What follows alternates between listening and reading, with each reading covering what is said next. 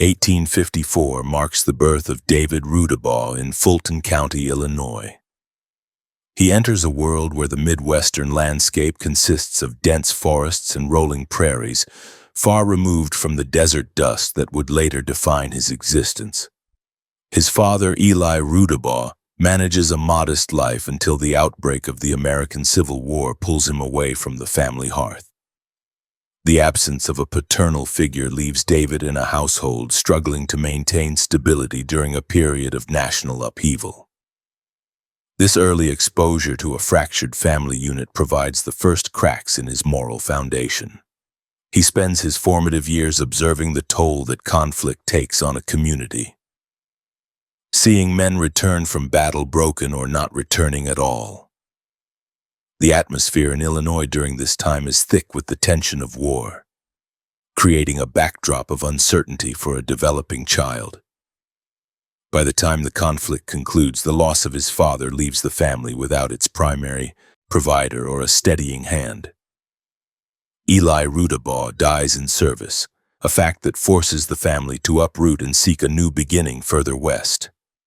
They migrate to Kansas, a state still bleeding from its own internal struggles between pro-slavery and abolitionist factions. The young boy finds himself in a territory where violence is a common method of dispute resolution. The physical environment changes from the lush greenery of Illinois to the harsh, wind-swept plains of the frontier. He spends his adolescence in a region where survival requires a level of hardness that most children never have to develop. The transition from the settled East to the volatile West serves as the primary catalyst for his internal shift toward lawlessness. In Kansas, the lack of traditional schooling or social structures allows him to spend his days wandering the outskirts of burgeoning cattle towns. He begins to find more comfort in the company of drifting laborers and disillusioned veterans than in the presence of law-abiding citizens.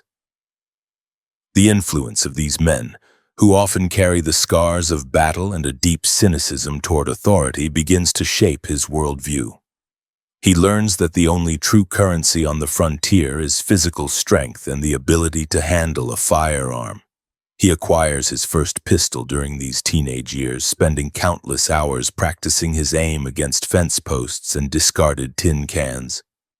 His natural aptitude for marksmanship becomes apparent quickly, providing him with a sense of power that his impoverished upbringing had previously denied him. The social climate of post-war Kansas is a breeding ground for resentment and opportunistic behavior. The expansion of the railroads brings a steady stream of wealth and outsiders, creating a stark contrast with the local settlers who struggle to make a living from the earth. David watches as large corporations and wealthy land speculators begin to dominate the region, fostering a belief that the law is merely a tool for the powerful. He starts to engage in minor acts of theft, beginning with small items from local merchants and progressing to livestock. These early crimes are not born of necessity alone, but of a growing desire to exert control over his surroundings. The thrill of getting away with these infractions provides a psychological reward that reinforces his burgeoning criminal identity. His physical appearance during his late teens begins to reflect the ruggedness of his lifestyle. He grows tall and lean, with a frame built for endurance rather than brute strength. His eyes take on a flat, cold quality that many of his peers find unsettling. He rarely engages in the boisterous laughter or social play typical of his age, preferring instead to remain on the periphery of any gathering. This social isolation is self-imposed, a way of protecting himself from the perceived weaknesses of emotional attachment. He views the world as a series of obstacles to be overcome and people as either tools to be used or threats to be neutralized. This detachment becomes his most defining trait, setting him apart even from other troubled youths in his community. The year 1871 sees him reaching the age of 17, a point where most young men are looking toward marriage or a steady trade. David, however, has no interest in the constraints of a domestic life or the drudgery of farm labor. He feels a magnetic pull toward the even more lawless territories further west and south, where the reach of the government is nearly non-existent. He hears stories of the buffalo hunters and the vast fortunes to be made on the open range, and he decides to leave his family behind without a backward glance. The departure is abrupt, signaling a final break from the person he was in Illinois. He rides out of Kansas with nothing but his horse, his weapons, and a growing reputation for being a cold-blooded individual. The journey south takes him through the Indian Territory, a region where the law is a distant memory and danger lurks in every ravine. He navigates this landscape with a cautious efficiency, avoiding large groups and keeping his campfires small and hidden. He encounters other drifters along the way, men who have also turned their backs on civilization. From them, he learns the nuances of trailcraft and the importance of never showing vulnerability. He refines his skills in tracking and navigation, becoming as comfortable in the wilderness as he is in a town. The harsh conditions of the trail, including extreme temperatures and a constant lack of adequate food, only serve to further harden his resolve. During this period, he commits his first major act of violence that moves beyond simple theft. In a dispute over a campsite with another traveler, David does not hesitate to draw his weapon. The altercation is brief and decisive, ending with the other man dead on the ground. There is no remorse or hesitation in his actions. He simply takes what he needs from the man's belongings and continues his journey. This event marks a point of no return, a psychological threshold that he crosses with chilling ease. He realizes that the fear he can instill in others is a more effective shield than any law. The transition from a petty thief to a killer is seamless, reflecting the internal coldness that has been brewing since his childhood. He arrives in the Texas Panhandle, a region that is still very much a frontier. He experiments with different types of ammunition, seeking the most effective way to drop a target instantly.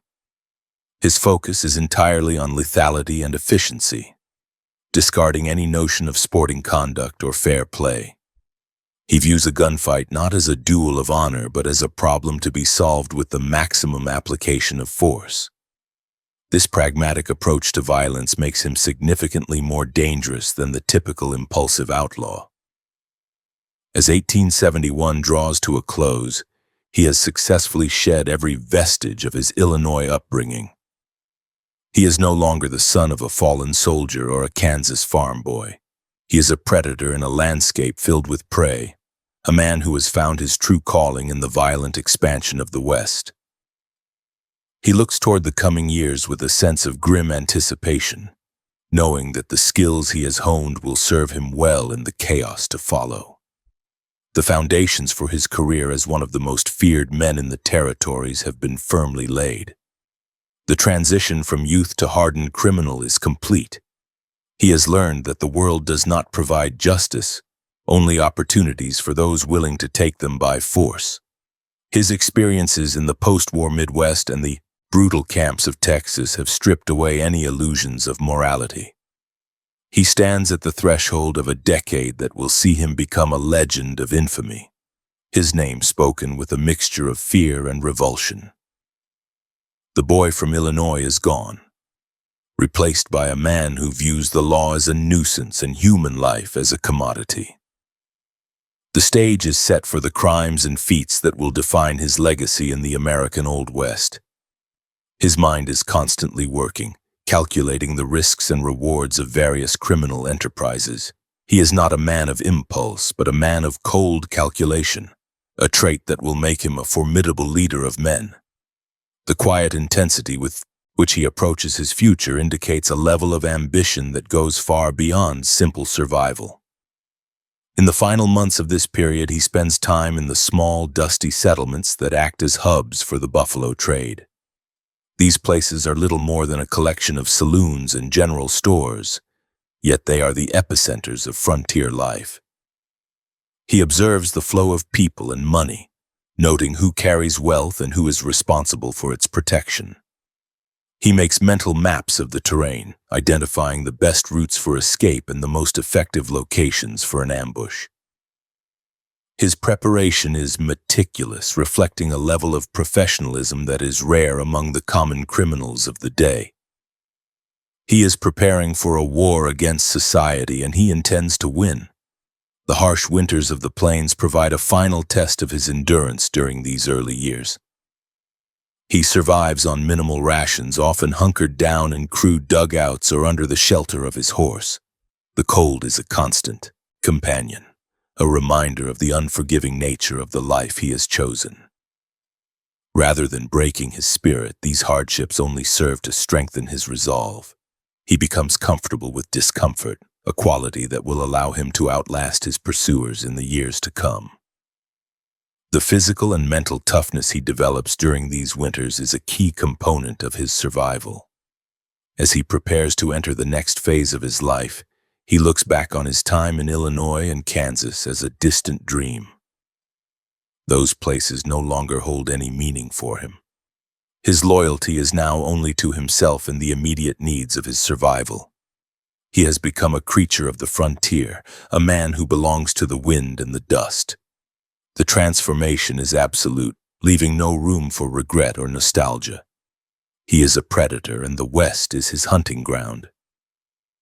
1872 finds David Rudabaugh deeply entrenched in the hazardous and labor-intensive industry of buffalo hunting across the Texas Panhandle and western Kansas. He operates within a landscape where the horizon is a constant smear of brown moving hides and the air carries the permanent scent of decay.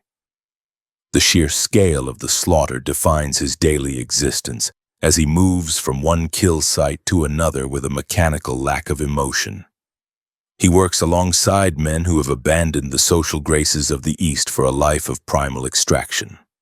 The physical demands of the job involve hauling heavy sharps rifles through tall grass and positioning oneself for the perfect stand. He learns to read the wind and the behavior of the herd, ensuring that his presence remains undetected until the first shot is fired. The process of the hunt is a grim industrial affair that requires a high level of technical proficiency and physical stamina.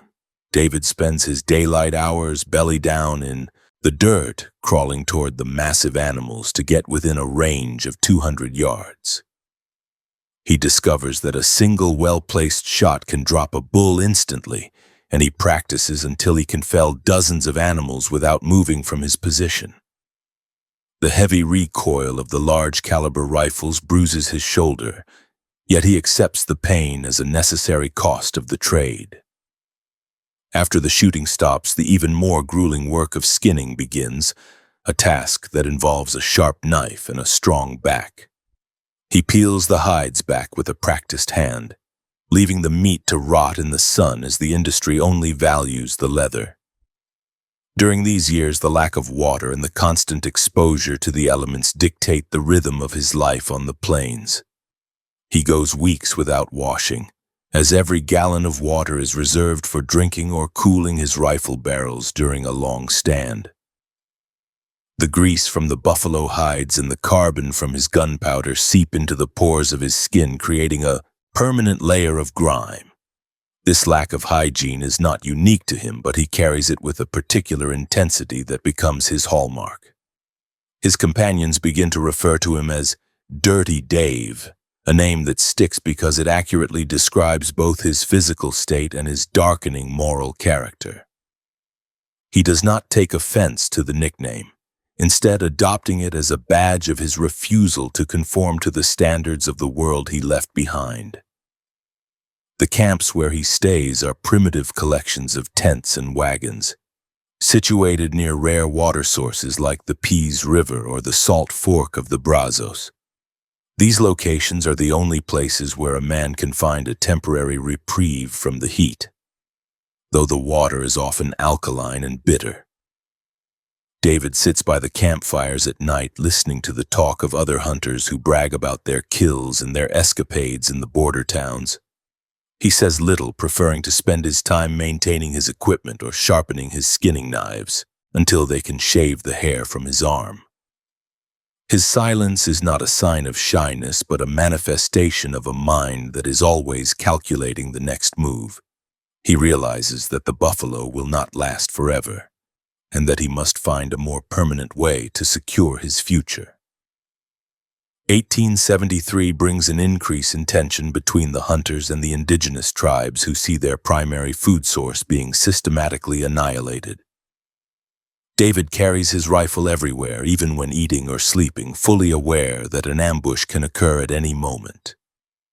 He views the conflict not through a political lens, but as a tactical challenge to be overcome through superior firepower. He participates in several skirmishes where the hunters use their long-range weapons to keep attackers at bay from great distances. The experience of shooting at human targets from half a mile away reinforces his clinical view of violence. To him, a man is just another target to be accounted for, no different from the buffalo that litter the plains.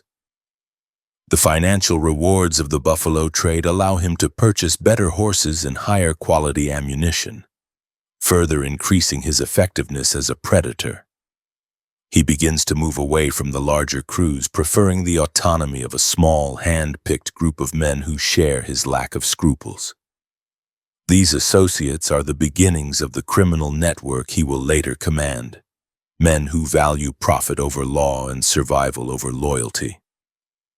They spend their winters in the rough settlements of the Panhandle, where the law is a concept rather than a reality. David uses this time to study the terrain, memorizing the locations of hidden canyons and reliable springs that could serve as hideouts in the future. He is building a mental map of a territory he intends to dominate. By 1874, the buffalo herds are visibly thinning, and the competition between hunting outfits becomes increasingly violent. David finds himself in frequent disputes over territory and rights to certain grazing lands. He handles these confrontations with a cold, direct violence that leaves no room for negotiation. If another hunter interferes with his stand, he does not hesitate to use his weapon to settle the matter. His reputation for being Dirty Dave expands beyond his physical appearance to include his willingness to kill over the smallest slight. The other men in the camps learn to give him a wide berth, recognizing the predatory stillness that precedes his outbursts of aggression. He becomes a figure of fear in a community already populated by dangerous individuals. The environment of the High Plains during the mid-1870s is one of extreme physical hardship and isolation. David endures dust storms that turn the sky black and torrential rains that turn the buffalo wallows into quagmires of mud and bone. He sleeps on the ground with only a single blanket, his body becoming a knot of lean muscle and scarred skin. The lack of fresh vegetables and a diet consisting almost entirely of meat and hardtack leaves him with a gaunt, hollow-cheeked appearance. His physical presence is imposing not because of his size, but because of the aura of lethal intent that surrounds him. He has become a part of the landscape, a creature shaped by the harshness of the earth and the blood of the hunt. The year 1875 marks the beginning of the end for the buffalo trade, as the massive herds are reduced to scattered remnants. David senses the shift in the economic winds and begins to diversify his activities.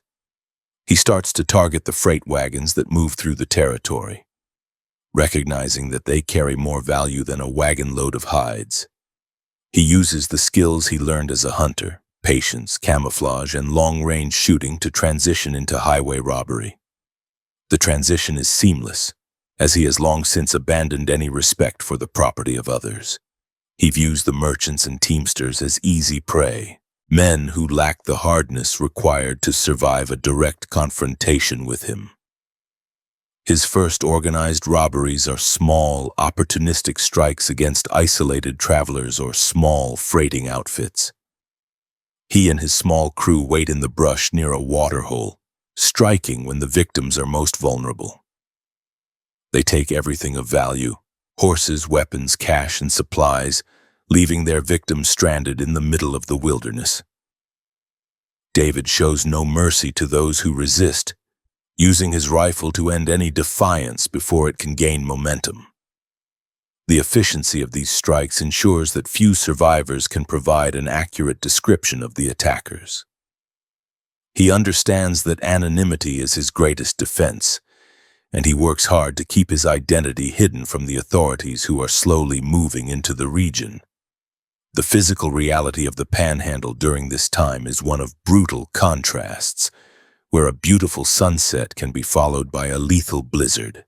David moves through this world with a relentless focus on his own survival, ignoring the suffering of those he encounters.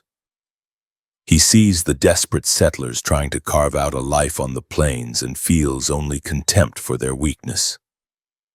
To him, the world is divided into those who take and those who are taken from, and he has firmly decided which side he belongs on.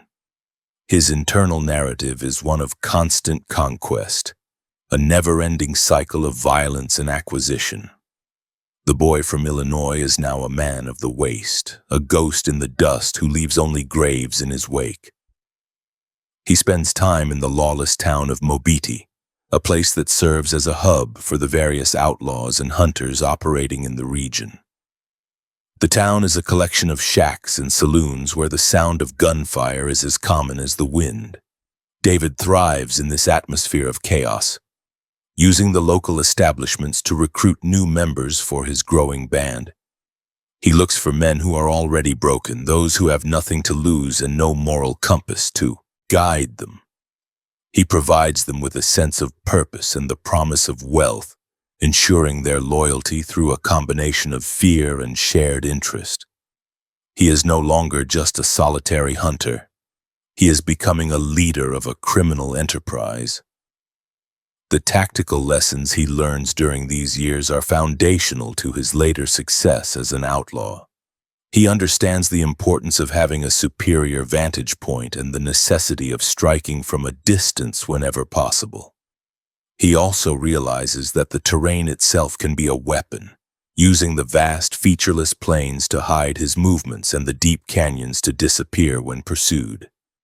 He spends hours studying the stars and the patterns of the weather, becoming a master of navigation in a land where a wrong turn can mean death.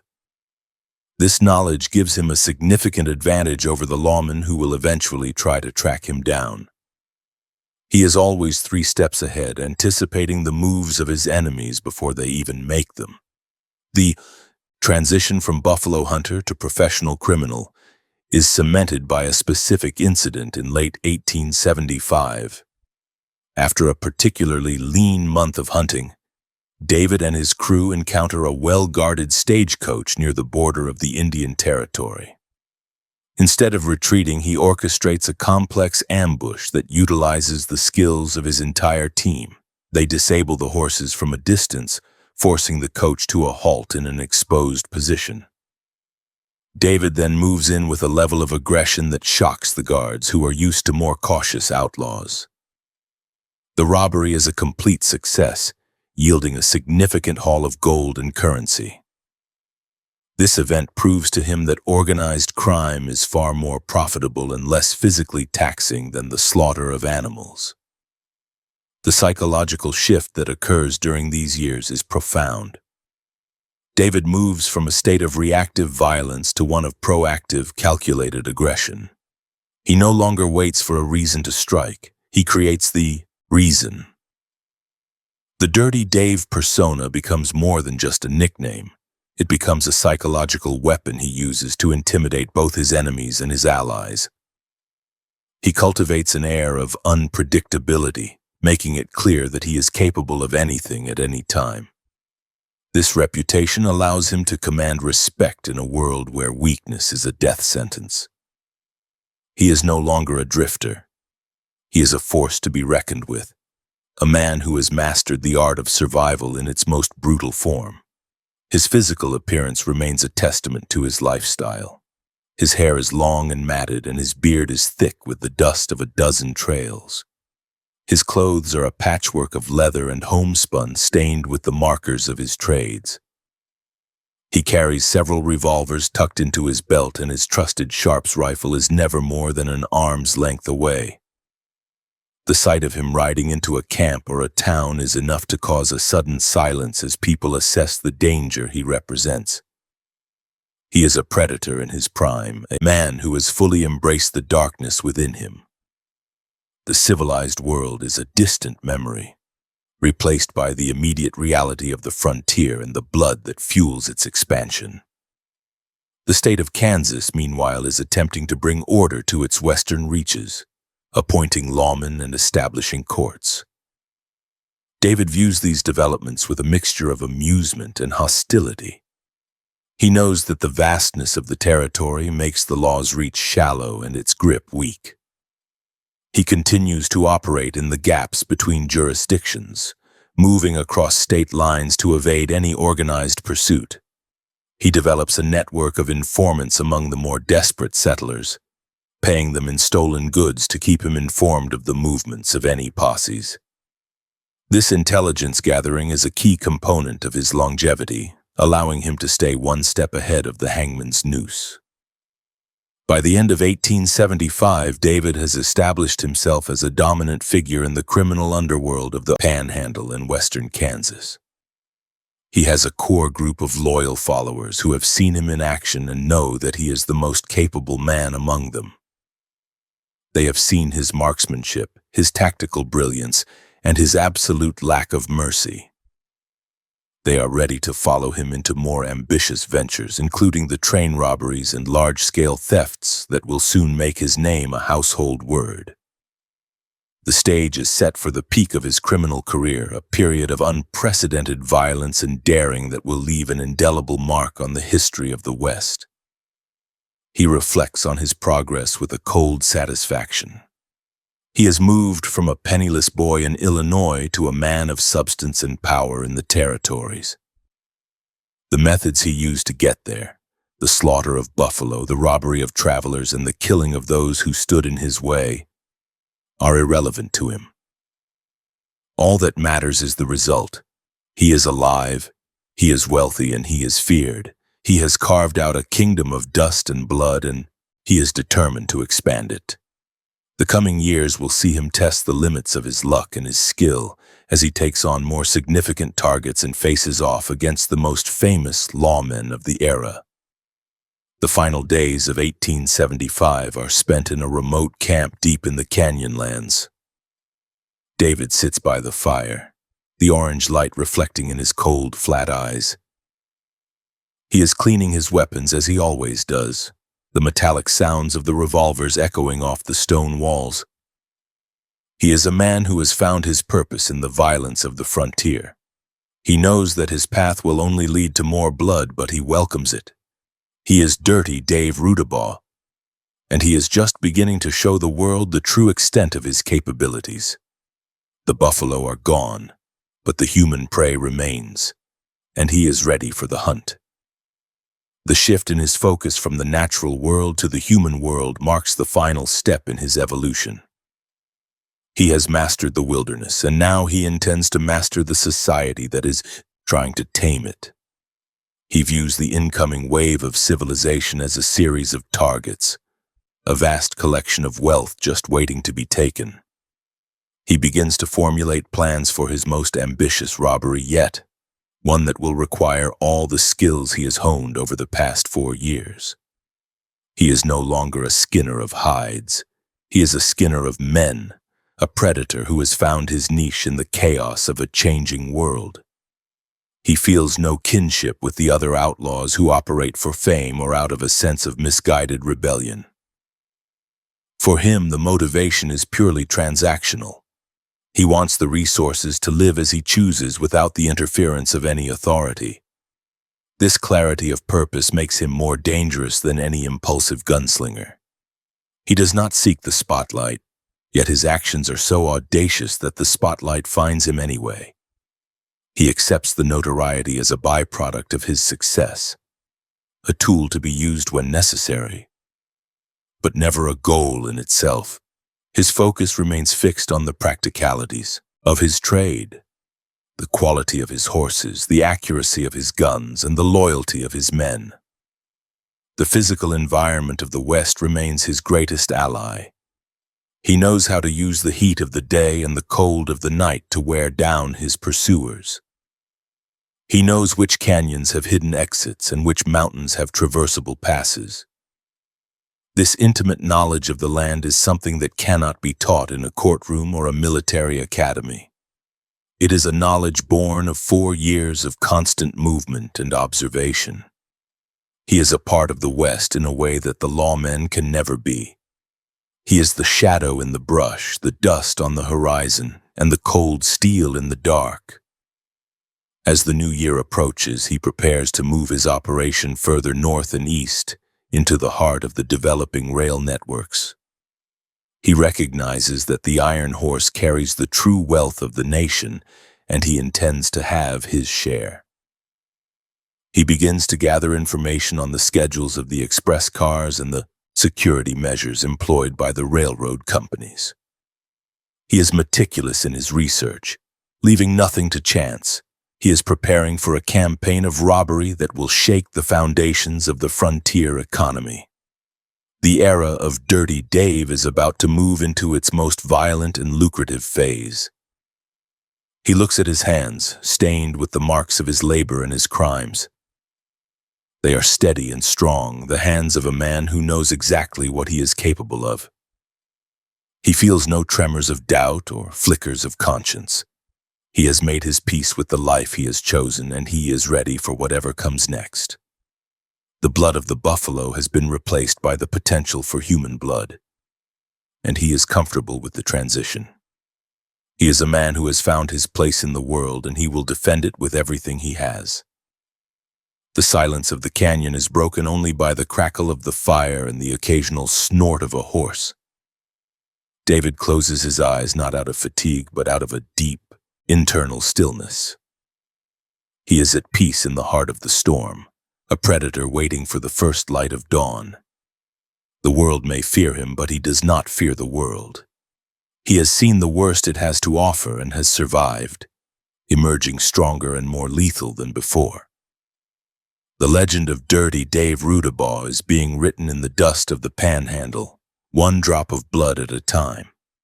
He spends his final hours of the year 1875 planning the logistics of his next strike.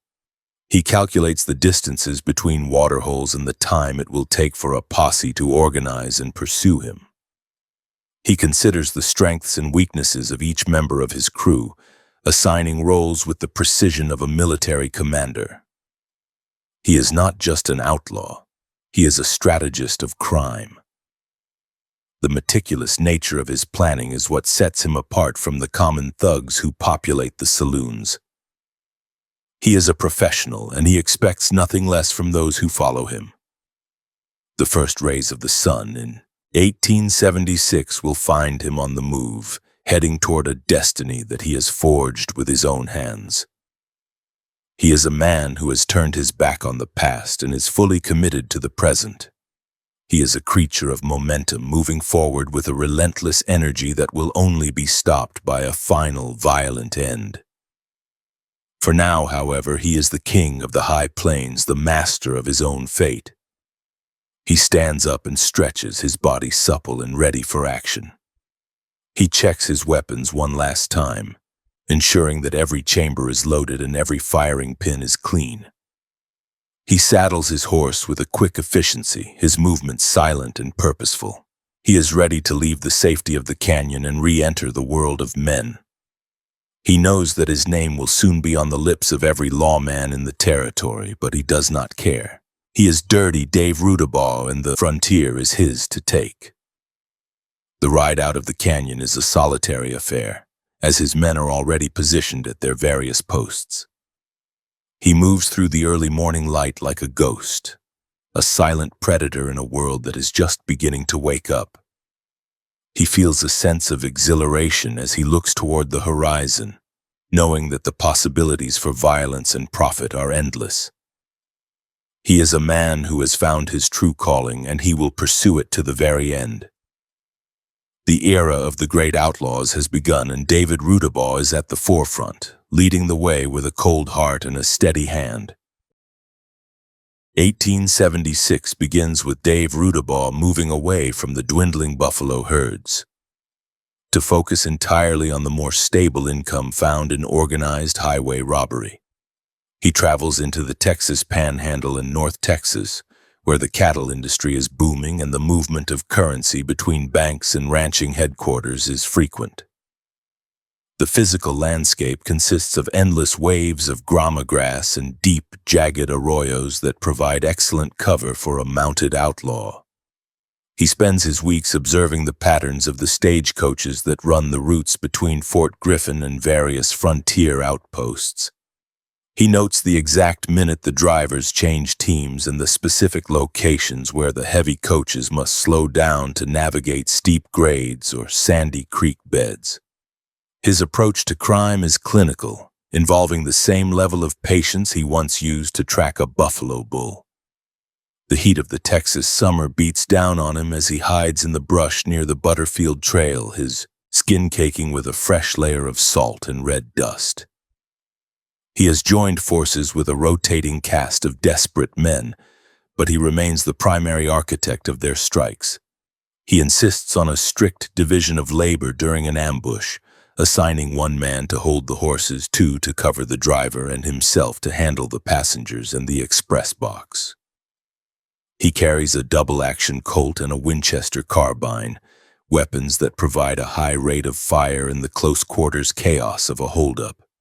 He finds that the mere sight of his unkempt, grime-streaked face and the steady barrel of his rifle is usually enough to quell any thoughts of resistance from the travelers. He does not use a mask, preferring that his victims see the cold indifference in his eyes as he relieves them of their valuables. During a particular robbery in the late summer, a passenger attempts to hide a gold watch in his boot, a move that Dave detects instantly. He does not shout or bluster. He simply strikes the man across the face with the heavy barrel of his revolver, splitting the skin down to the bone. The sudden, calculated brutality serves as a silent warning to the others, and the rest of the robbery proceeds without a word being spoken. He collects the watches, rings, and paper currency with a steady hand, tossing them into a leather pommel bag. He feels a sense of professional satisfaction in the efficiency of the act, viewing the trauma of the victims as a necessary byproduct of his acquisition. He leaves the stagecoach stranded by cutting the harnesses of the lead horses, ensuring that he has a significant head start before word of the crime can reach a marshal. By the autumn of 1876, his activities expand to include cattle rustling on a massive scale. He realizes that the vast unmapped stretches of the cross timbers and the Llano Estacado make it easy to disappear with hundreds of head of branded stock. He works with a gang of drifters to drive stolen cattle across the border, into the Indian Territory, where the lack of formal law enforcement makes it easy to sell the animals to unscrupulous contractors.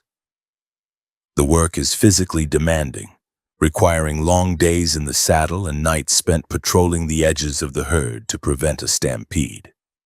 He develops a deep knowledge of the various brands used by the major Texas outfits, learning how to use a running iron to alter a mark so that it looks legitimate from a distance. He views the cattle not as living creatures but as mobile units of wealth to be harvested. The winter of 1876 is spent in the small, violent settlements that cater to the outlaw trade, such as Eagle Springs and the hidden camps along the Pease River. Dave uses this time to refine his tactics and recruit more permanent associates. He meets Milton Yarberry and mysterious Dave Mather, men who share his lack of empathy and his proficiency with firearms. They form a loose confederation known as the Trio, though Dave remains the undisputed strategist of the group. They spend their nights in windowless saloons drinking cheap whiskey and gambling with the gold they stole during the summer months. Dave remains apart from the boisterous celebrations, often sitting in a corner with his back to the wall, his eyes tracking every movement in the room. He knows that his reputation is growing and that he is becoming a target for both lawmen and rival criminals. 1877 sees the trio moving north into Kansas, a state where the expansion of the Santa Fe Railroad has created new and lucrative opportunities. Dave recognizes that the train is a much more significant target than the stagecoach, carrying larger amounts of payroll and registered mail. He begins to study the logistics of the rail lines, noting the locations of the water tanks and the wood stations where the locomotives must stop. He spends days riding alongside the tracks, observing the security measures and the layout of the express cars. He understands that a train robbery requires a higher level of coordination and a larger group of men, so he begins to expand his network further. He looks for individuals who possess specific skills, such as the ability to handle explosives or the mechanical knowledge to disable a locomotive. The environment of western Kansas during this time is one of rapid change, with new towns springing up overnight and the old buffalo range being carved into homesteads. Dave views this encroaching civilization with hostility, seeing the fences and the law courts as threats to his freedom.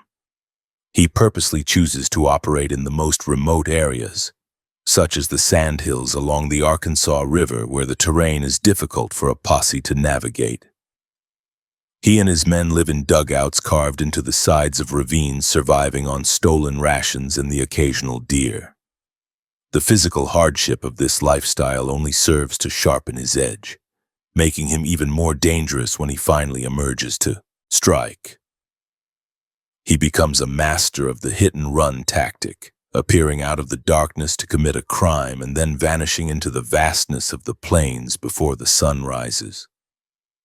In May of 1877, Dave leads his group in a series of raids against the outlying ranches near Dodge City. They do not just take cattle, they take horses, weapons, and any gold kept in the ranch houses. During one raid, a ranch hand attempts to defend the property with a shotgun, and Dave responds by firing a single shot from his Winchester that catches the man in the chest, killing him instantly. He watches the man fall with the same clinical detachment he would show to a downed buffalo. He then orders his men to burn the outbuildings, a gesture of pure spite designed to intimidate the local population. The smoke from the fires can be seen for miles, a black pillar signaling the presence of Dirty Dave in the region. He wants the people to know that the law cannot protect them from him.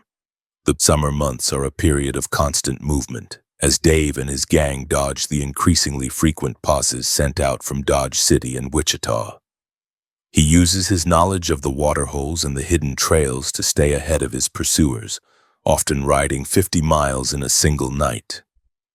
He pushes his horses to the limit of their endurance, abandoning them and stealing new ones when they can no longer keep up the pace.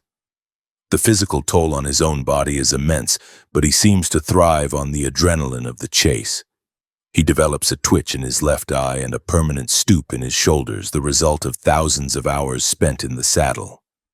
His clothes are a stiff, blackened mess of sweat and dirt, and the stench that follows him is a combination of old blood and unwashed leather. By September of 1877, the pressure from the law begins to mount, and Dave decides to shift his focus toward a single massive strike that will provide him with enough wealth to leave the state. He begins to plan a robbery of the Atchison, Topeka, and Santa Fe train near the town of Kinsley. He spends weeks scouting the location, a lonely stretch of track where the grade is steep enough to slow the train to a crawl. He gathers a larger crew for this operation, including men who have experience with the railroad. He is meticulous in his planning, assigning each man a specific task and establishing multiple escape routes. He knows that the stakes are higher than they have ever been, and he leaves nothing to chance. He spends his nights cleaning his revolvers and checking the primer on his ammunition, his mind focused entirely on the coming confrontation. The landscape around Kinsley is a bleak expanse of prairie grass and low hills, providing little in the way of natural cover. Dave and his men build a small breastwork of stones and logs near the tracks, waiting in the darkness for the sound of the approaching locomotive. The air is cool and the wind is steady, carrying the scent of dry grass and wood smoke. As the train comes into view, its headlamp cutting a yellow swath through the night, Dave feels a surge of predatory excitement. He gives the signal to move, and his men rush toward the engine as it grinds to a halt. The noise is deafening, a mixture of escaping steam, shouting men, and the first sharp reports of gunfire. Dave is the first one up the steps of the express car, his rifle held at the ready as he prepares to breach the door. Inside the car, the messenger refuses to open the safe, leading Dave to use the butt of his rifle to shatter the man's collarbone. The sound of the bone snapping is clear even over the roar of the engine. Dave does not hesitate. He places a small charge of powder against the lock of the safe and retreats to the far end of the car. The explosion is a violent burst of light and pressure that fills the small space with acrid smoke and flying splinters of wood. When the air clears, the safe is open, revealing a hoard of gold coins and stacks of currency. Dave and his men begin to fill their bags, their hands moving with a frantic efficiency as they ignore the groans of the injured messenger. They have less than 10 minutes before the passengers can organize or a telegraph can be sent from the nearest station. The escape from Kinsley is a desperate high-speed ride across the moonlit plains. Dave leads the way, his horse lathered in white foam as he pushes toward the safety of the sand hills. Behind them, the lights of the train fade into the distance, replaced by the silence of the night. He knows that the robbery will trigger a massive response from the railroad and the state authorities, but he feels no fear. He has the wealth he sought, and he has once again proven his superiority over the systems of the civilized world. They ride until dawn, eventually reaching a hidden camp in a deep draw where they can divide the loot and rest. Dave takes his share of the gold and immediately begins to plan his next move, knowing that Kinsley was just the beginning. In the weeks following the robbery, Dave stays on the move, never sleeping in the same place twice. He hears rumors that Bat Masterson, the famous lawman from Dodge City, has been tasked with bringing him in. Dave views this as a personal challenge, a contest of wills between two of the most capable men on the frontier. He starts to leave messages for Masterson at various outposts, taunting him and inviting him to try and find him. This bravado is not born of arrogance, but of a calculated effort to draw the lawman into a confrontation on Dave's terms. He wants to prove that no badge is a match for his skill and his lack of hesitation. He spends his days sitting on high ridges, watching the horizon through a stolen brass telescope for any sign of a posse. The physical environment of the Kansas borderlands in October is one of fading light and increasing cold. The prairie grass turns a brittle brown and the wind takes on a sharp, biting edge that penetrates even the thickest leather coat. Dave finds that the cold makes his old injuries ache, particularly the shoulder that was bruised by years of firing heavy buffalo rifles. He treats the pain with whiskey, but he never lets the drink cloud his judgment. He remains a creature of high alert, his ears tuned to the sound of a distant hoofbeat or the snap of a dry twig. He has become so attuned to the wilderness that he can smell the presence of other men before he sees them. This sensory awareness is what has kept him alive through years of constant pursuit. As October 1877 progresses, the net around the Rudabaugh gang begins to tighten. Masterson proves to be a more persistent and clever opponent than Dave anticipated, using a network of spies and scouts to track the outlaws' movements. Dave realizes that some of his own men are becoming nervous, their eyes shifting whenever he looks at them. He understands that loyalty among thieves is a fragile thing, easily broken by the threat of the gallows or the promise of a reward. He begins to distance himself even from his closest associates, trusting no one but himself. He spends his nights awake, his hand always resting on the butt of his revolver, waiting for the betrayal he knows is coming. The isolation of his life reaches its peak, leaving him as a solitary predator in a world that is closing in on him. He moves toward the town of Eureka, Kansas, hoping to find a place to lay low and wait for the heat to die down. The town is a small collection of wooden buildings situated on the edge of the tall grass prairie. Dave enters the town under a false name, but his distinctive appearance and the dirty Dave persona are hard to hide. He spends a few days in a cheap boarding house, his weapons always within reach. He watches the street from his window, noting the arrival of every stranger and the movements of the local sheriff. He feels the weight of the gold in his bags, a constant reminder of the crimes he has committed and the price that is on his head. He is a man trapped between his desire for wealth and his need for survival. The final days of October find him back on the trail, heading toward the rugged country of the southern Kansas border. He encounters a small party of travelers, and instead of robbing them, he uses them as a source of information about the locations of the lawmen. He learns that a large posse is moving toward his current position, led by several experienced manhunters. He decides to turn and fight, choosing a defensive position in a rocky canyon that offers only one way in. He spends the day preparing his defenses, piling stones to create a breastwork and clearing the brush to provide a wide field of fire. He is ready for a final stand, a violent conclusion to a career that has been defined by blood and theft. The night before the expected arrival of the posse, Dave sits by a small fire, the orange flames casting long shadows against the canyon walls. He is calm, his mind clear of everything but the immediate tactical situation. He knows that his chances of survival are slim, but he also knows that he will take many of his enemies with him. He feels a sense of grim satisfaction in the knowledge that his name will be remembered, even if only as a villain. He is Dirty Dave Rudabaugh, the man who feared nothing and no one, and he is ready to meet his fate with a gun in each hand. The wind howls through the canyon, a lonely sound that reflects the emptiness of his soul. Morning breaks with a pale, cold light that reveals the arrival of the posse. Dave watches from his hidden position as the lawmen deploy, their movements cautious and disciplined. He counts 12 men, all well-armed and mounted on fresh horses. He waits until they are within 50 yards before he opens fire, his Winchester spitting a steady stream of fire and smoke.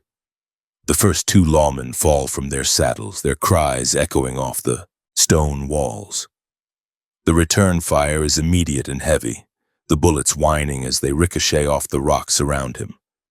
Dave remains focused, his movements fluid and precise as he shifts from one position to another. The Battle of the Canyon has begun, a violent climax to 2 years of relentless crime. The air in the canyon is thick with the smell of burnt powder and the screams of horses. Dave continues to fire until his rifle is too hot to hold, then switches to his revolvers. He is a whirlwind of violence, his lack of fear making him a terrifying opponent. Despite the odds, he manages to hold his ground for hours, the superior position allowing him to keep the posse at bay. However, as the sun begins to set, he realizes that his ammunition is running low and that he is being surrounded. He decides to make a break for it, mounting his horse and charging directly at the weakest point in the lawman's line. The sheer audacity of the move catches them by surprise, and he bursts through the cordon in a hail of gunfire. He rides hard into the darkness, the sounds of pursuit fading behind him. He is wounded, a bullet having grazed his ribs, but he is still alive and free. He reaches the safety of the open prairie, where he can disappear into the vastness of the night. The robbery at Kinsley and the battle in the canyon have cemented his reputation as one of the most dangerous and resilient outlaws in the West. He knows that his life will never be the same, that he will forever be a hunted man. But as he looks toward the horizon, he feels only a sense of grim triumph. He has survived the best the law could throw at him, and he is ready for whatever comes next in the bloody narrative of his life. The month of October ends with Dave Rudabaugh still at large, a ghost in the tall grass who continues to haunt the imagination of the frontier. The gold from the Grisly robbery is hidden away, a hoard that he will use to fuel his future crimes. He has moved beyond the status of a common thief to become a symbol of the lawless West. A man who defies authority and survives through sheer brutality and skill. The transition is complete, and the stage is set for the even greater crimes and the ultimate betrayal that will follow. He is Dirty Dave, and the world has yet to see the true extent of his infamy. November 18th, 1877 provides no warmth for a man sleeping in the tall grass of the Kansas borderlands. David Rudabaugh moves through the frost-covered hills with a single-minded focus on avoiding the gaze of any roaming stockmen. The wind coming off the plains carries a sharp metallic tang that suggests an early and unforgiving winter.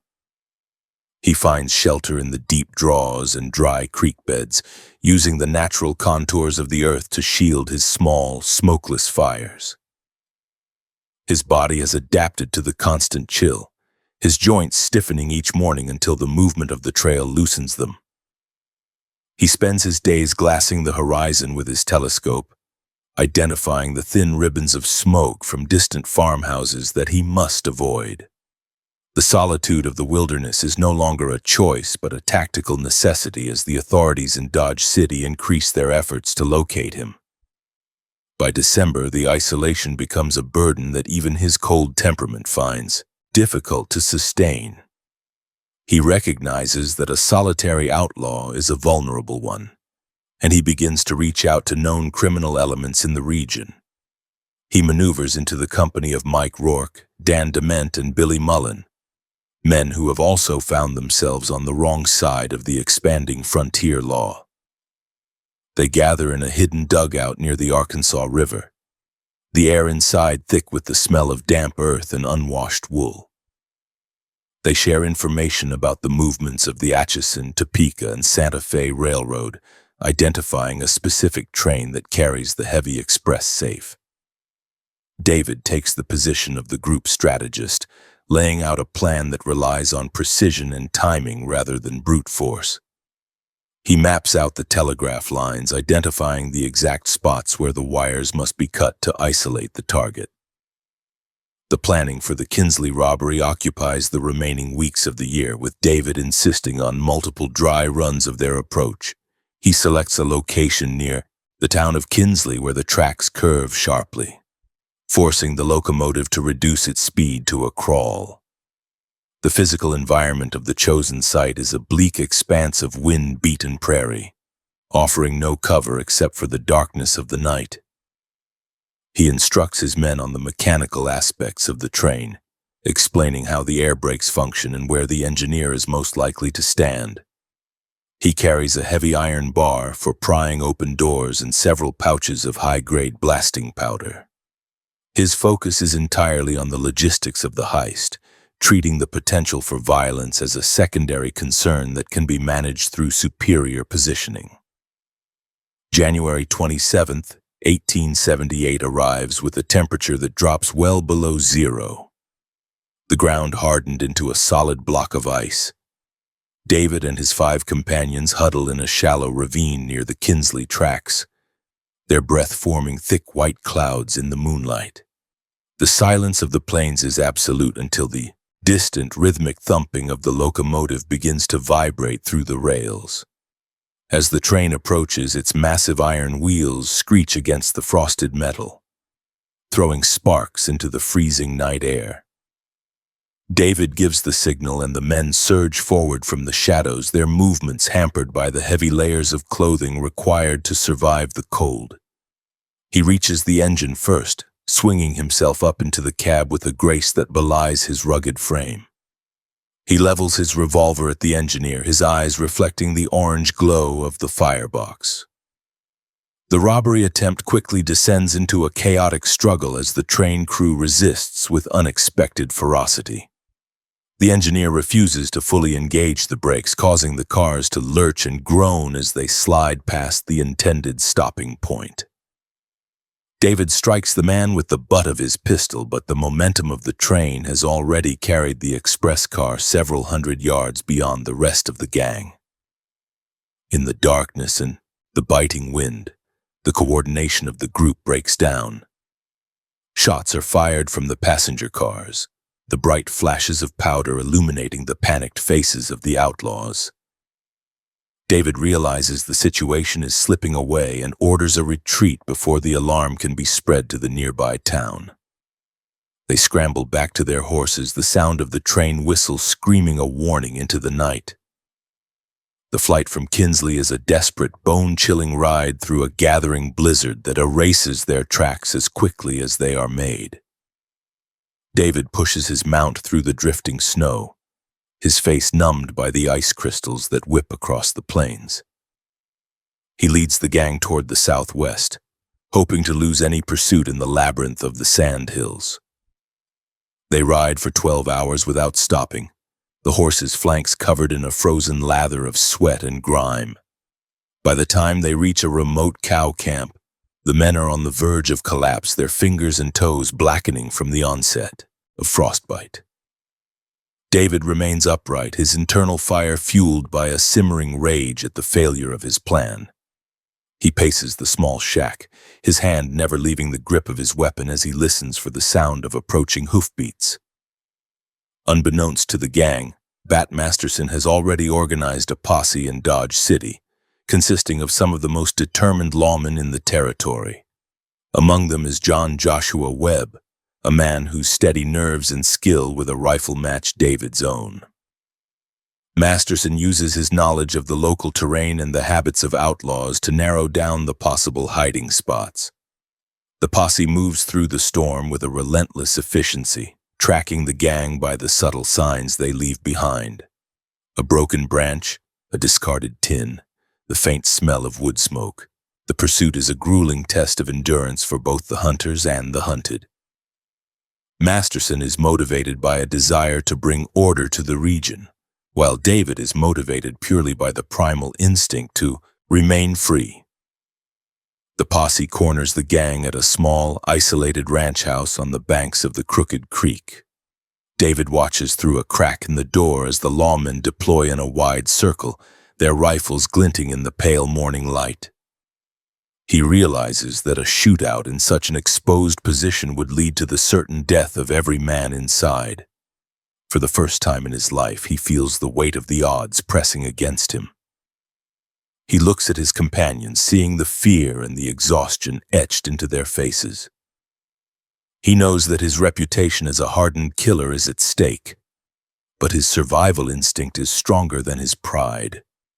He calls out to Masterson, initiating a tense negotiation that lasts for several hours while the wind howls around the building. The surrender is a calculated move on David's part, a way to preserve his life so that he can find another opportunity to escape.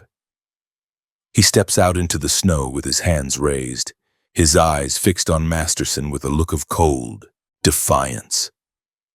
The lawmen move in quickly, binding his wrists with heavy iron shackles that bite into his skin.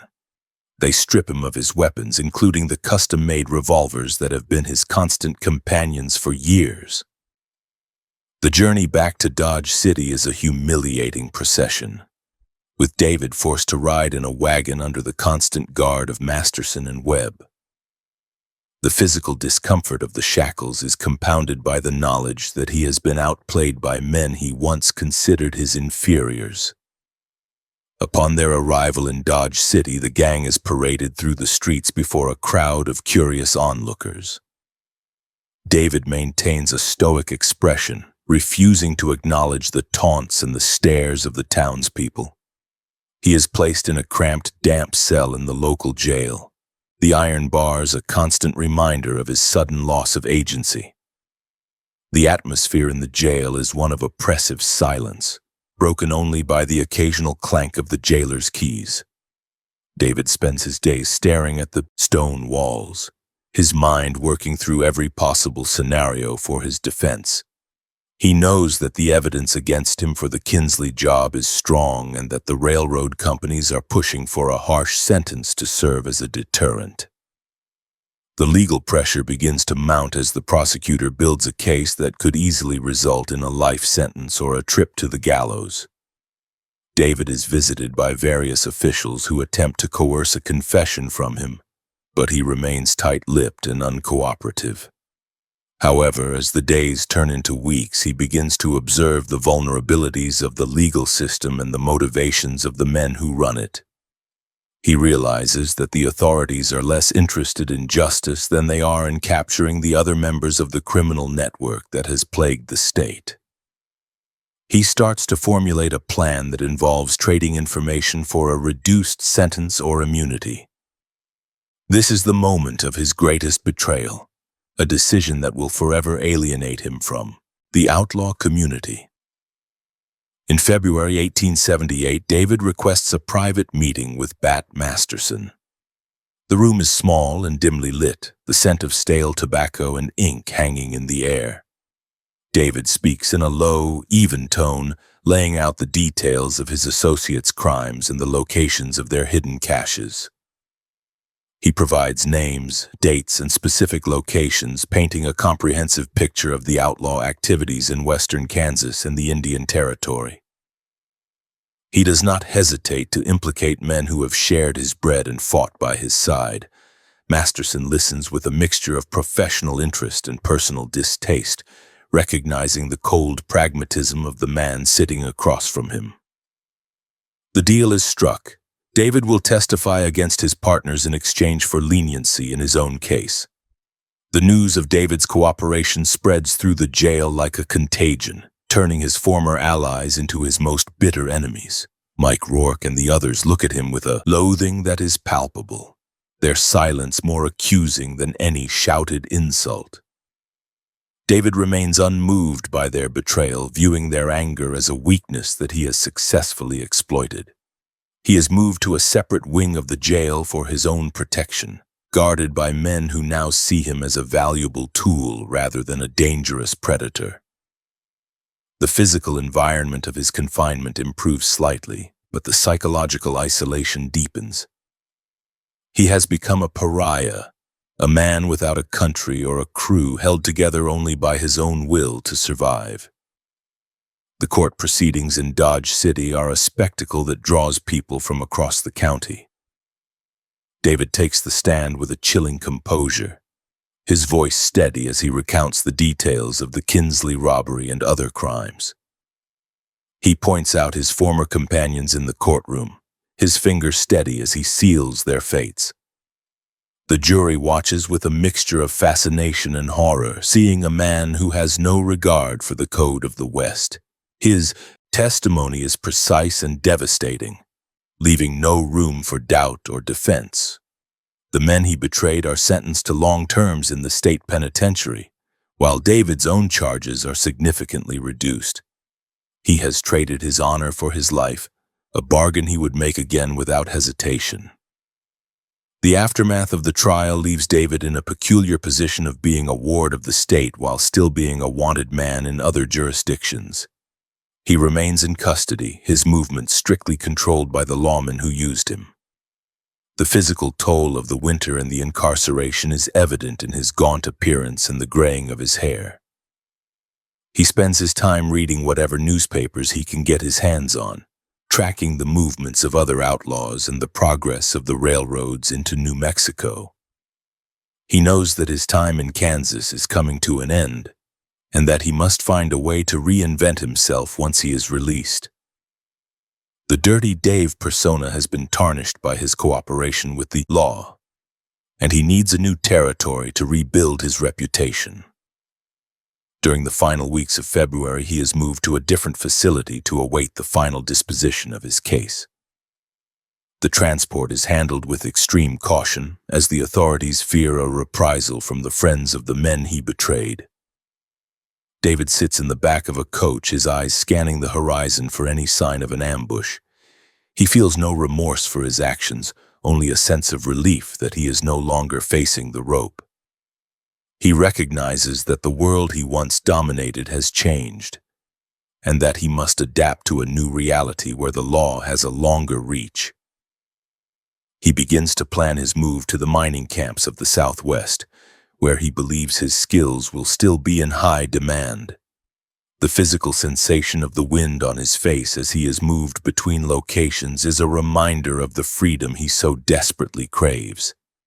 He notices the subtle changes in the landscape as they move toward the border, the tall grass giving way to the shorter, hardier vegetation of the high plains. He spends his nights in various local lockups, each one a different configuration of stone and iron. He studies the locks and the habits of the guards, looking for the small lapses in security that he can exploit in the future. His mind is a warehouse of tactical data, constantly being updated with new information. He is a predator who has been caged, but his claws are still sharp and his instincts are undiminished. He reflects on the men he sent to prison, feeling a flicker of contempt for their lack of foresight. To him, they are victims of their own stupidity, unable to see that the era of the independent outlaw is fading. He views his own betrayal as a sophisticated survival strategy, a way of using the enemy's own tools against them. He is Dirty Dave, a man who moves through the world with a total lack of moral baggage. The significance of his actions in Kinsley and the subsequent trial is not lost on the people of Kansas, who see him as a prime example of the duplicity and violence of the frontier. He has become a cautionary tale, a name used to frighten children and warn aspiring criminals. As February 1878 draws to a close, David Rudabaugh is a man in transition. He has survived the initial attempt to hang him, and he has successfully dismantled his own gang to save himself. He stands on the threshold of a new chapter in his life, one that will take him into the heart of the mining wars and the corrupt political machines of New Mexico. He knows that he will have to fight to regain his status, but he is confident in his ability to manipulate and destroy anyone who stands in his way. The cold, calculating killer from Illinois has learned the value of the law as a shield, and he intends to use it to his full advantage. The final night of this period finds him in a cell in the outskirts of the territory, the moonlight casting long, thin shadows across the floor. He sits on his cot, his hands, finally free of the shackles, rubbing the red welts on his wrists. He listens to the sounds of the town outside, the distant clinking of glasses and the low murmur of voices. He feels a sense of anticipation, a hunger for the violence and the wealth that he knows is waiting for him in the mountains. He is no longer a buffalo hunter or a common thief. He is a man who has looked into the abyss and seen only opportunity. The legend of David Rudabaugh is about to enter its most complex and lethal phase. The wind howls against the jailhouse walls, a reminder of the harsh winter he has just survived. He thinks of the cold iron of the locomotive at Kinsley and the warm blood of the men he has killed. These things are the foundation of his existence, the only things that feel real to him.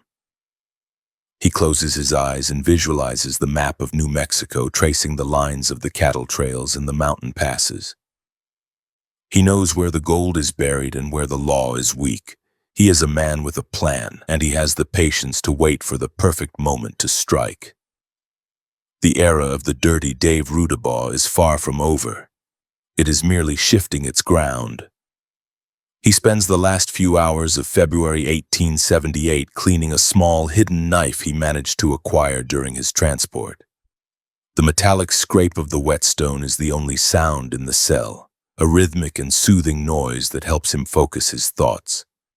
He is a man of detail, and he knows that the smallest mistake can lead back to the cage. He tests the edge of the blade against his thumb, feeling the sharp bite of the steel. He is ready to move, ready to kill, and ready to take whatever the world tries to keep from him. The transition from Kansas to the Southwest is nearly complete, and the blood that will be spilled there will be his most enduring legacy. March 1878 brings a sudden change in atmosphere for David Rudabaugh, as he moves from the judicial constraints of Kansas toward the high altitudes of the Colorado Rockies. The physical transition involves a shift from the flat, grassy horizons of the plains to the jagged, snow-dusted peaks of the Sangre de Cristo range. He travels with a focused intensity, his eyes scanning the mountain passes for any sign of the lawman he recently assisted or the former allies he betrayed. The air grows thin and cold as he ascends toward the silver camps, where the scent of pine needles and damp earth replaces the dry dust of the Kansas border. He arrives in Leadville during the peak of its mining boom, finding a chaotic settlement where the ground is constantly being churned by the boots of thousands of fortune seekers. The environmental reality of the camp is one of mud-slicked streets, crowded timber shanties, and the persistent metallic ring of pickaxes striking ore. Leadville serves as a temporary sanctuary where he can blend into a population of transients who ask few questions about a man's history. He spends his weeks navigating the labyrinthine alleys of the mining district, observing the immense wealth being pulled from the earth and the equally immense greed of those trying to claim it. The lack of established law enforcement in the boomtown allows him to resume his criminal activities on a smaller, more discreet scale. He engages in the theft of high-grade silver ore, moving through the dark tunnels of the mines with a silent efficiency that prevents detection. The physical labor of hauling heavy sacks of ore through narrow shafts increases his strength. But his mind remains fixed on finding a more lucrative and less strenuous path. He realizes that the real power in the territory lies not in the manual labor of extraction but in the control of the towns that service the mines. By the late months of 1878, he hears of the rapid expansion of the Santa Fe Railroad into New Mexico and the opportunities for power in the burgeoning town of Las Vegas. He leaves the frozen heights of Leadville, riding south through the high desert where the landscape opens into vast mesas and red rock canyons. The temperature rises as he descends, the wind carrying the scent of sagebrush and parched soil. He reaches Las Vegas, New Mexico at a moment of profound transformation, as the railroad bypasses the ancient Spanish plaza to establish a new, modern district near the tracks. This geographical split creates a social vacuum that attracts the most ambitious and ruthless elements of the frontier. David observes the tension between the old town and the new town, recognizing that a man with his specific skills can thrive in such a divided environment. He settles into the new town district, a place defined by its rapid construction and its lack of moral oversight. The buildings are mostly fresh timber and unpainted brick, standing in stark contrast to the centuries-old adobe structures across the Galenas River. He spends his nights in the gambling dens and saloons that line the tracks, eventually making the acquaintance of Hyman G. Neal, a man known throughout the territory as Hoodoo Brown. Neal is the self-appointed leader of a group of Missourians and Kansans who have come to dominate the local government through intimidation and corruption. David recognizes a kindred spirit in Neal, a man who views the law as a flexible tool for personal gain. They form an alliance that will soon result in the establishment of the most feared political machine in the Southwest. The group becomes known as the Dodge City Gang, an assembly of gunmen and gamblers who utilize their reputations to seize control of the local law enforcement apparatus. David finds himself in the company of John Joshua Webb and mysterious Dave Mather, men who have also transitioned from the world of the outlaw to the world of the corrupt official. They are appointed as peace officers, receiving badges that grant them the legal authority to carry out their criminal enterprises. David pins the star to his vest with a sense of grim irony, knowing that the very men who hunted him in Kansas are now his colleagues in New Mexico. The physical sensation of the cold metal against his chest is a reminder of his new status as a man who can kill with the full backing of the state. The environment of Las Vegas under the control of the Dodge City Gang is one of pervasive fear and systemic extortion. David and his associates establish a routine of visiting the local merchants and saloon keepers to collect protection fees. Those who refuse to pay find their businesses shuttered, or their physical safety threatened by the very men sworn to protect them. David uses his position to settle personal scores and eliminate any competition in the local gambling trade. He walks the streets with a heavy rhythmic stride, his hand always resting near the butt of his revolver. The sound of his boots on the wooden boardwalks becomes a signal for citizens to clear the way, as his presence radiates an aura of unpredictable violence that even the most hardened residents find unsettling. He operates primarily from the Close and Patterson Saloon, a dimly lit establishment that serves as the unofficial headquarters for the gang. The air inside is thick with the smell of cheap tobacco, spilled beer, and the iron scent of well-oiled firearms. David spends hours sitting at a corner table, watching the doorway and orchestrating the movements of the men under his command. He develops a system of informants who provide him with details on any wealthy travelers arriving by train, or any local ranchers who have recently sold their stock. He uses this information to plan robberies that are then investigated by the gang, ensuring that no evidence ever points back to the perpetrators. The level of coordination is higher than anything he achieved in Kansas, reflecting a maturing criminal intellect. In the early months of 1879, the gang's influence expands to include the control of the local courts and the appointment of the coroner.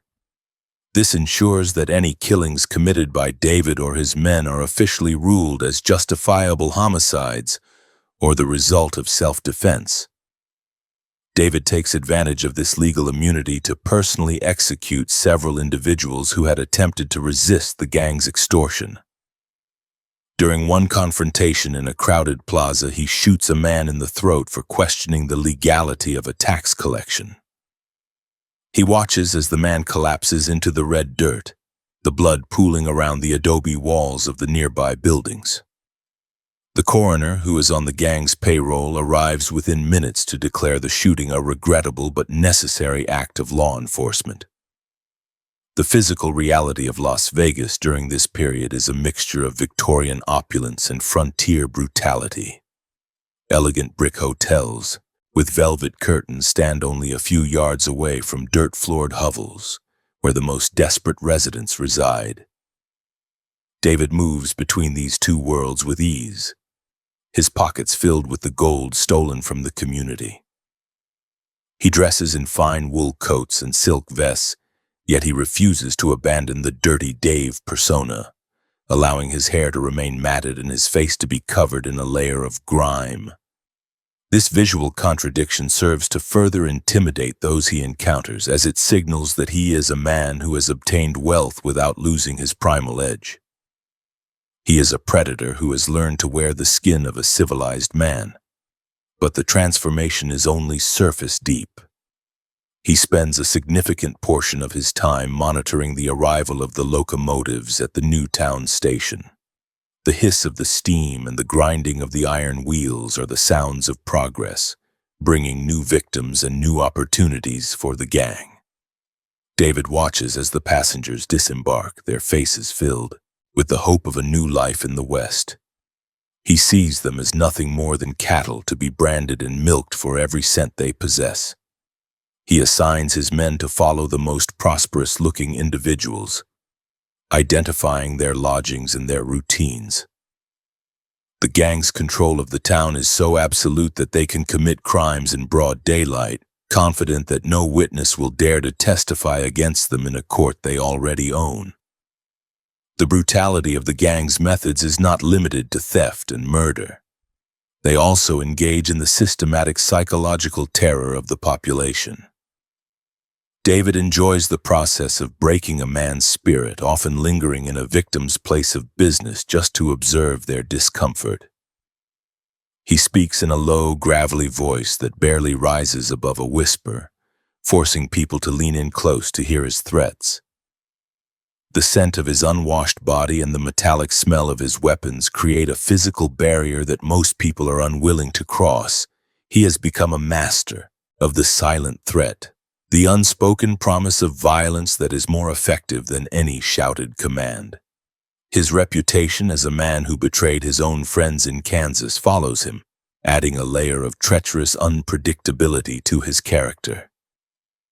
As 1879 progresses toward the spring, the gang's arrogance begins to create the first ripples of organized resistance among the citizens of Las Vegas. A small group of merchants and ranchers begins to meet in secret, discussing the possibility of forming a vigilance committee to reclaim their town. David is aware of these meetings through his network of spies, and he responds with a campaign of targeted violence designed to crush the dissent before it can take root. He orders the burning of several barns on the outskirts of town and the public beating of a prominent businessman who had spoken out against Hoodoo Brown. The physical injuries inflicted on the man are severe, including a shattered jaw and several broken ribs, serving as a graphic warning to any others who would dare to challenge the gang's authority. The environment in the spring is one of heavy rains that turn the Galenas River into a churning torrent of brown water and debris. The streets of Las Vegas become nearly impassable for wagons, forcing David and his men to conduct their business on foot. He navigates the mud with a grim determination, his heavy boots sinking inches into the mire with every step.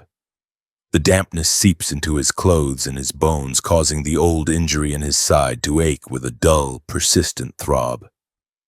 He treats the pain with large quantities of rot-gut whiskey, which he drinks in the back rooms of the saloons he controls. The alcohol does nothing to soften his temperament. Instead, it only serves to heighten his paranoia and his readiness to strike at any perceived threat. In May 1879, the gang's power reaches its absolute zenith with the arrival of several large shipments of currency intended for the railroad's construction crews. David orchestrates a plan to intercept these funds before they can be deposited in the local bank. He utilizes his status as a peace officer to gain access to the secure areas of the rail yard, identifying the exact car and the specific time the money will be moved. He carries out the robbery during the transition between the day shift and the night shift, when the guards are most likely to be distracted. The heist is executed with a level of clinical precision that leaves the railroad officials baffled, as there is no sign of a struggle and no evidence of a breach. David secures the loot in a hidden cellar beneath the Close & Patterson saloon, where he can count the stacks of bills in the flickering light of a tallow candle. The physical sensation of handling such a massive amount of wealth provides him with a temporary sense of security and accomplishment. He feels that he has finally achieved the status he sought when he left Illinois 20 years earlier. He is the master of a town, the leader of a gang, and a man who is above the law. However, the internal coldness that has defined his life prevents him from enjoying the success.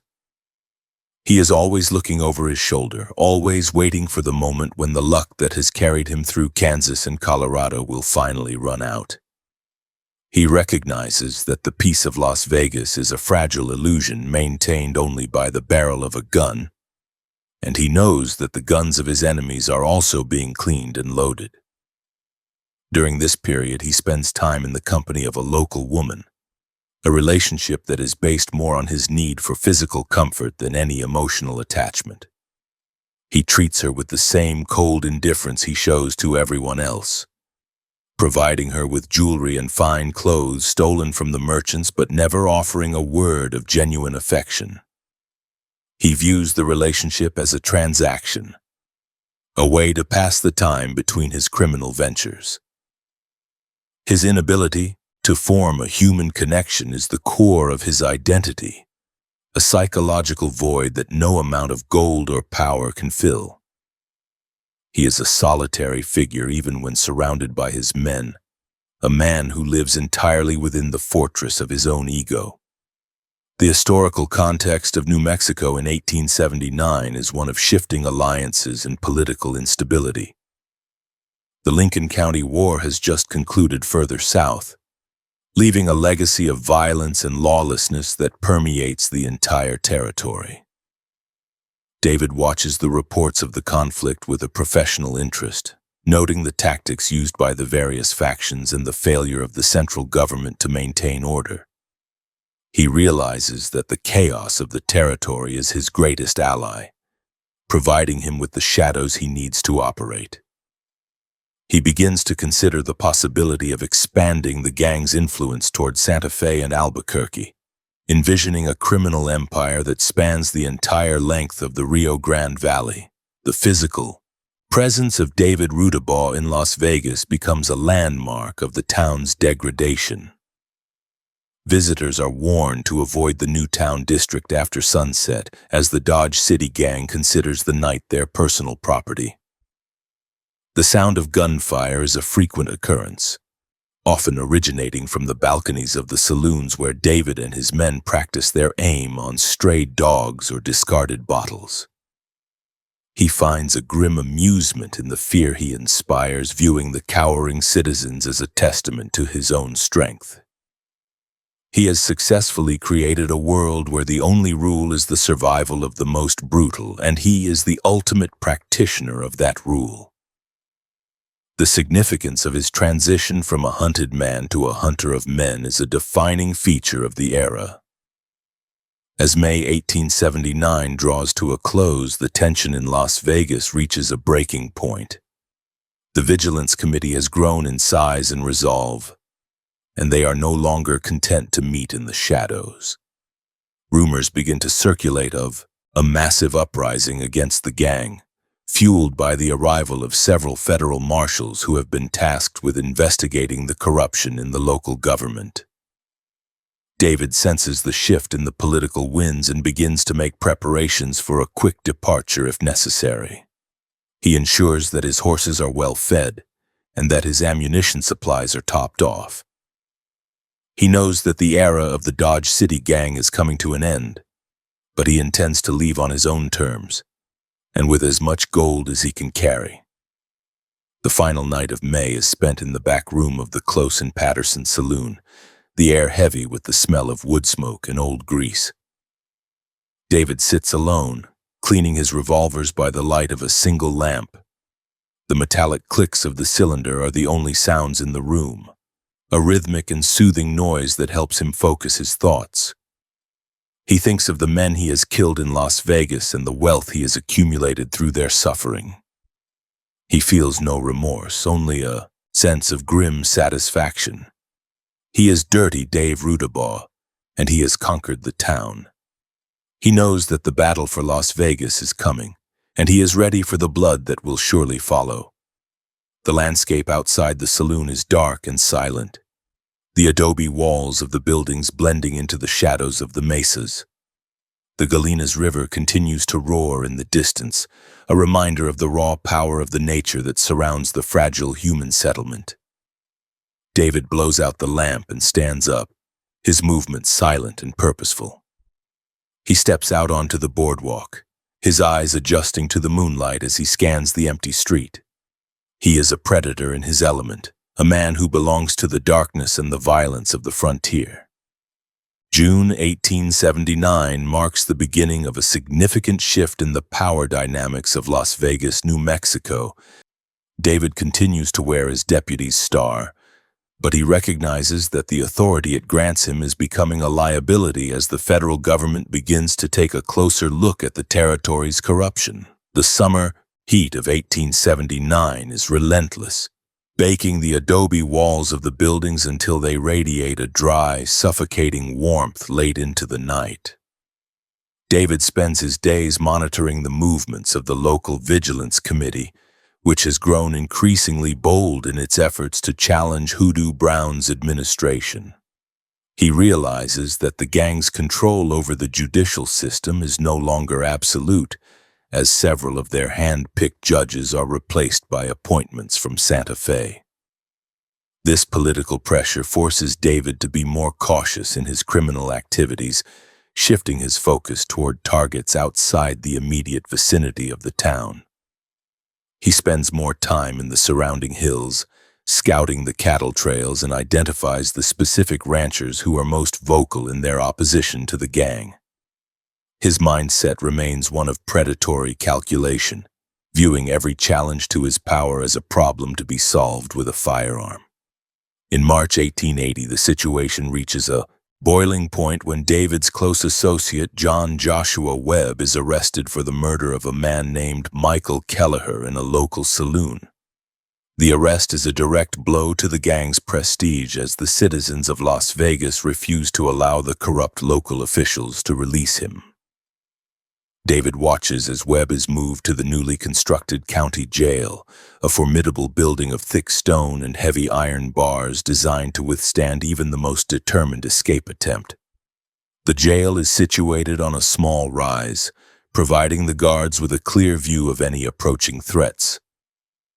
David realizes that if Webb is allowed to stand trial, the entire structure of the Dodge City gang could be dismantled by the testimony that would inevitably follow. He begins to formulate a plan to spring his friend from the cell, regardless of the cost in human life. The night of the attempted jailbreak is cold and overcast, with a thin layer of frost covering the wooden boardwalks of the new town. David approaches the jail building with a single-minded focus, his movements silent and purposeful as he navigates the shadows of the nearby warehouses. He carries a heavy-caliber revolver and a collection of iron tools for breaching the locks, his mind rehearsing every step of the operation. He knows that the jailer on duty is a man named Antonio Lino, an individual who has so far resisted the gang's attempts at bribery. As David reaches the heavy timber door of the jail, he feels the weight of the situation pressing against him. This is no longer a simple robbery. It is an act of open war against the growing forces of order in the territory. David knocks on the door using a prearranged signal that he hopes will catch the jailer off guard. When Antonio Lino opens the small observation port, David demands the keys to the cells in a voice that is devoid of emotion. The jailer refuses, recognizing the threat that David represents and reaching for his own weapon. In that instant, David fires a single shot through the opening, the projectile striking Lino in the neck and severing the major artery. The sound of the gunshot is a sharp metallic crack that echoes through the narrow corridor of the jail, followed by the heavy thud of the jailer's body hitting the floor. David forced his way into the building, his boots stepping through the rapidly spreading pool of dark blood that saturates the stone floor. He searches the dying man's pockets for the keys, his hands steady despite the gore that covers his fingers. The interior of the jail is a maze of dim light and the smell of damp straw, the air thick with the metallic scent of fresh blood and burnt gunpowder. David finds the keys and moves toward the row of cells, calling out for Webb in the darkness. However, the noise of the shot has alerted the other guards and the townspeople nearby, and the sound of shouting begins to rise from the street outside. David realizes that his window of opportunity is closing and that he cannot risk being trapped inside the building. He finds the cell where Webb is held, but the locks are more complex than he anticipated, and the keys do not turn with the ease he expected. The frustration of the failure registers on his face, a rare display of emotion for a man who prides himself on his clinical efficiency. As the first members of the town's vigilance committee arrive at the jail, David is forced to abandon the rescue attempt and seek a way out. He exits through a side door, disappearing into the darkness just as a hail of gunfire erupts from the street. He moves with a frantic energy, climbing over fences and through the narrow spaces between the adobe houses to avoid the growing crowd.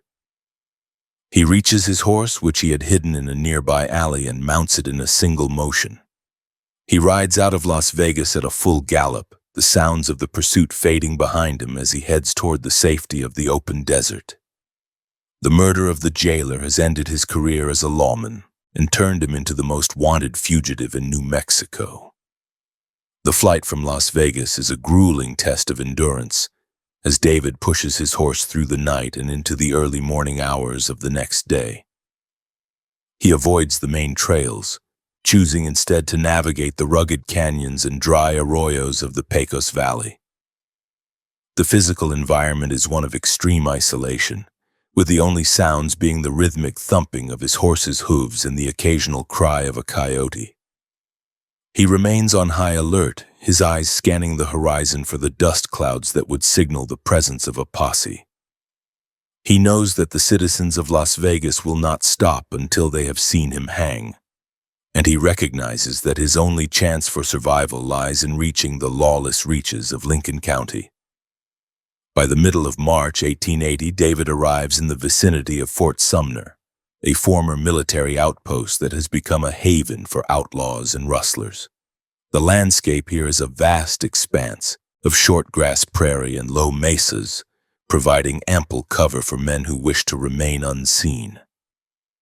He finds shelter in the various sheep camps and ranch outhouses that dot the region, slowly gathering information on the criminal elements operating in the area. He hears stories of a young outlaw known as Billy the Kid, who has established a reputation for being both lethal and charismatic. David recognizes that joining forces with such an individual could provide him with the protection and the resources he needs to continue his career of theft and violence. David eventually makes contact with the Kid's gang at a remote camp near the Pecos River. The group consists of men like Tom O'Folliard, Charlie Boder, and Billy Wilson, all of whom are veterans of the Lincoln County War. David's arrival is met with a mixture of respect and suspicion, as his reputation for brutality and betrayal has preceded him. However, his skill with a firearm and his tactical experience in Kansas and Las Vegas make him a valuable addition to the outfit.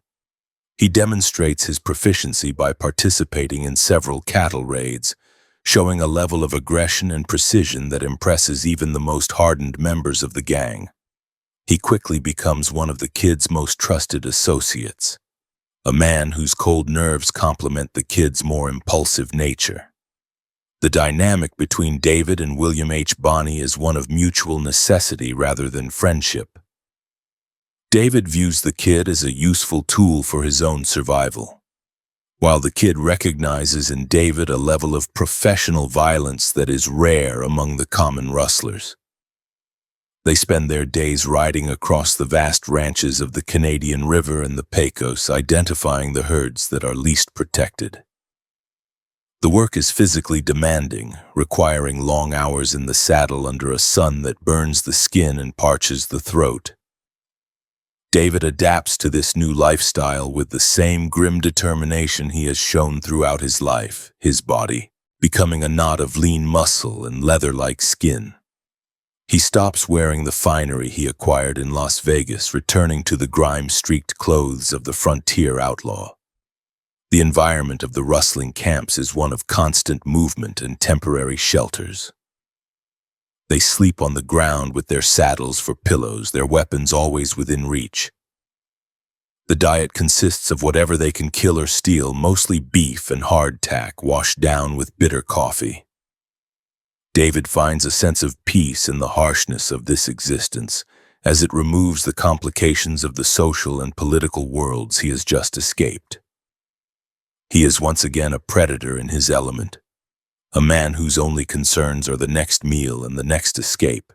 He develops a system for identifying the best horses in the territory, ensuring that his mount is always the fastest and most reliable in the gang. By April 1880, the union of David Rudabaugh and Billy the Kid has created the most formidable criminal organization in New Mexico.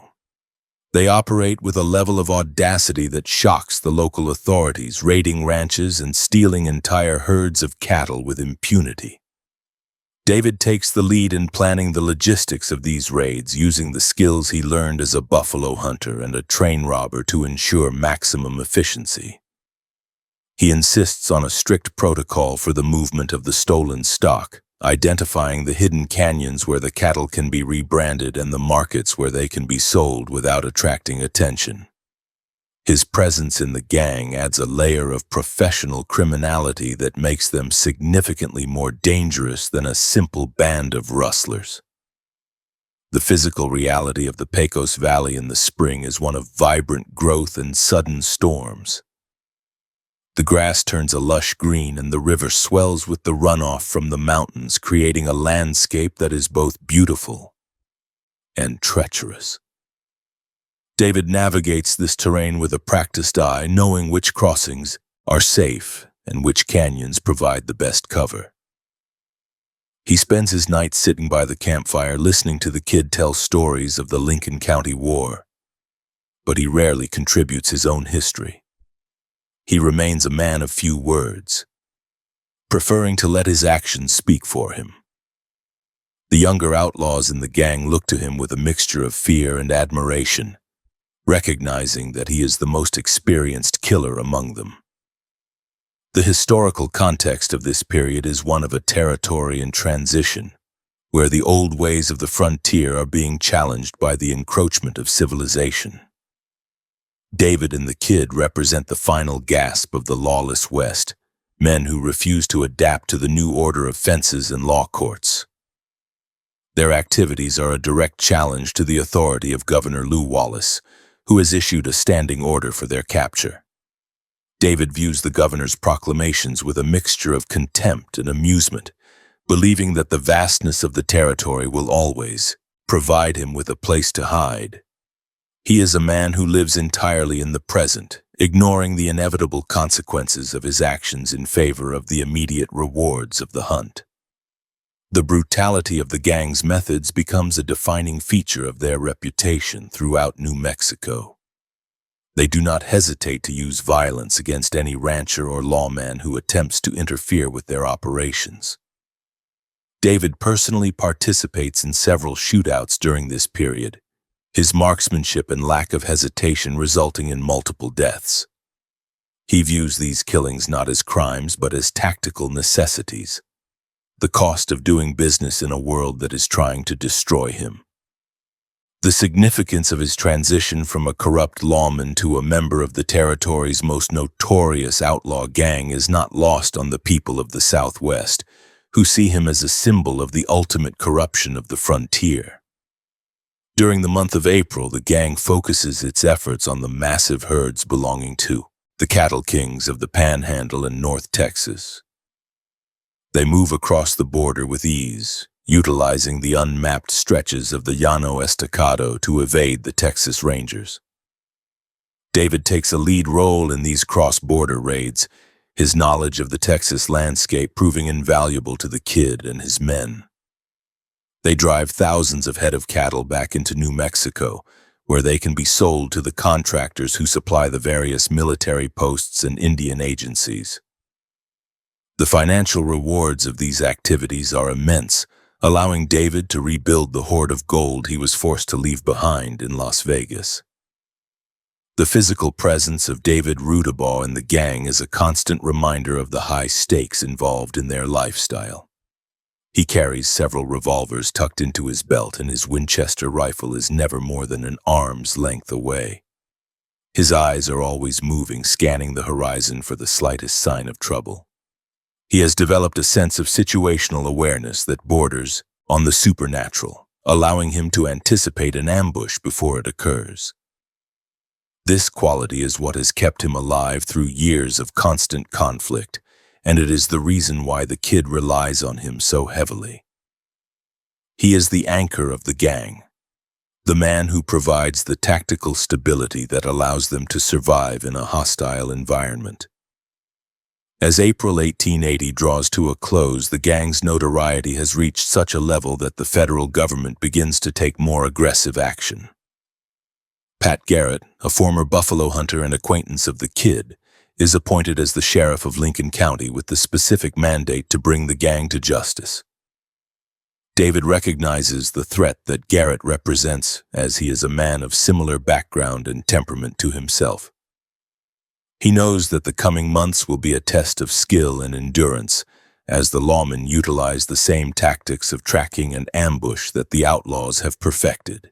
The stage is set for a violent confrontation that, will decide the fate of the most famous outlaws in the West.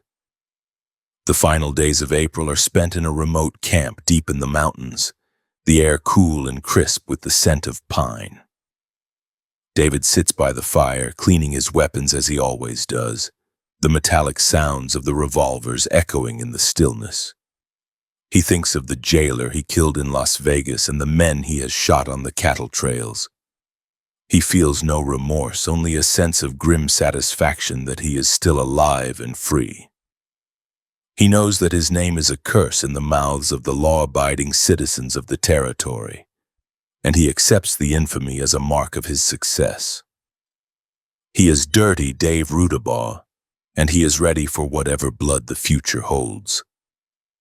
The landscape around the camp is silent and dark, the mountains standing as ancient sentinels over the fragile lives of the men below.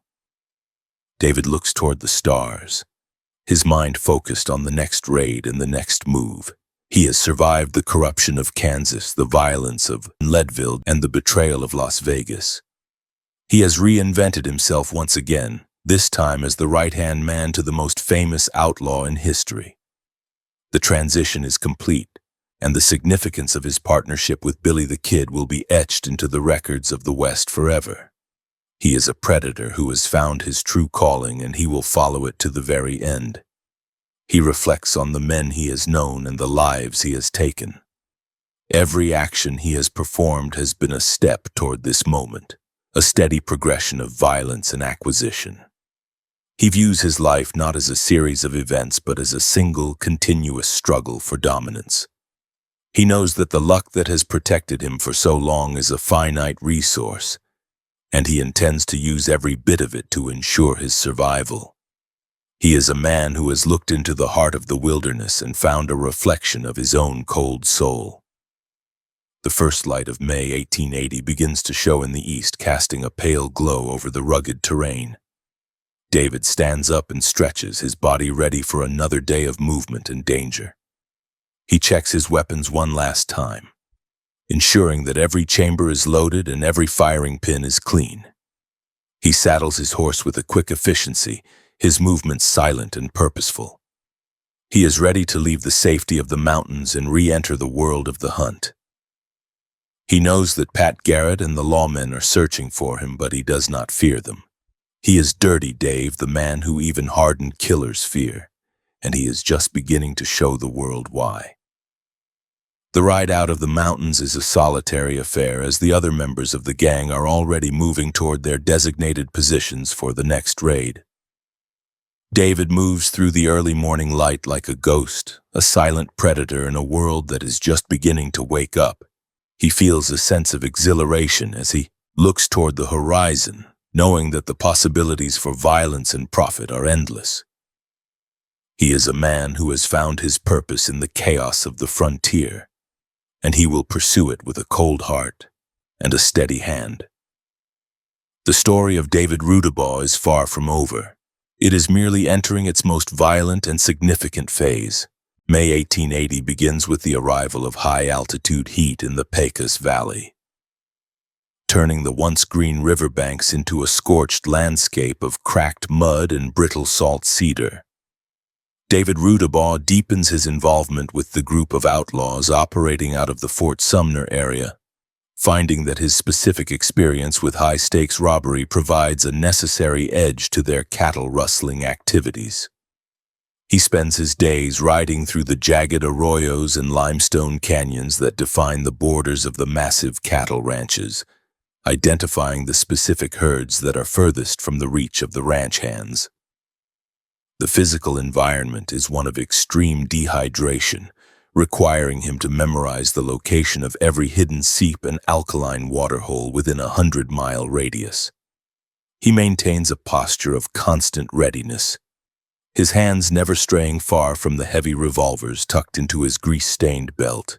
His eyes have become permanent slits against the glare of the desert sun, his face a mask of red dust and peeling skin. The tactical organization of the gang undergoes a shift as Dave begins to implement more rigid structures for their raids across the Texas border. He realizes that the expansive pastures of the Panhandle offer an almost infinite supply of unbranded calves and poorly guarded steers, and he orchestrates a series of incursions into the Llano Estacado. The work is grueling, involving the forced movement of hundreds of head of cattle across miles of waterless plains where the wind never ceases its abrasive howl. Dave takes the lead during these drives, pushing the horses and the livestock to the edge of exhaustion to outpace any potential pursuit from the Texas Rangers. He views the livestock as a raw resource, showing no concern for the welfare of the animals as long as they reach the New Mexico markets. The financial gain from these raids allows him to maintain a steady supply of high-grade ammunition and fresh mounts, the only things he values in his current existence. During the late summer months, Dave finds himself in frequent contact with William H. Bonney, the youth known throughout the territory as Billy the Kid. Their partnership is built on a foundation of mutual survival, as the law enforcement agencies of both Texas and New Mexico begin to coordinate their efforts to suppress the rustling trade. Dave provides the older, more cynical perspective to the gang, often advocating for a more aggressive stance toward any lawman who dare to follow their trail. He spends his nights in the various hideouts of the Lincoln County area, cleaning the cylinders of his revolvers by the light of a guttering tallow candle. The interior of these shelters, often nothing more than crude adobe shacks or dugout caves, smells of damp earth, wood smoke, and the metallic tang of oiled steel. He remains a man of total silence, his presence in the group a constant reminder of the lethal consequences of failure.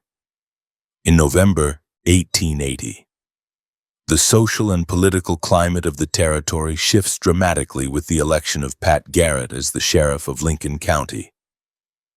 Dave recognizes the name of the former buffalo hunter and understands that Garrett possesses the same level of persistence and wilderness skill as the men he is tasked with hunting. The transition of the seasons brings the first bitter winds of winter, turning the desert floor into a frozen expanse of ice and brown grass.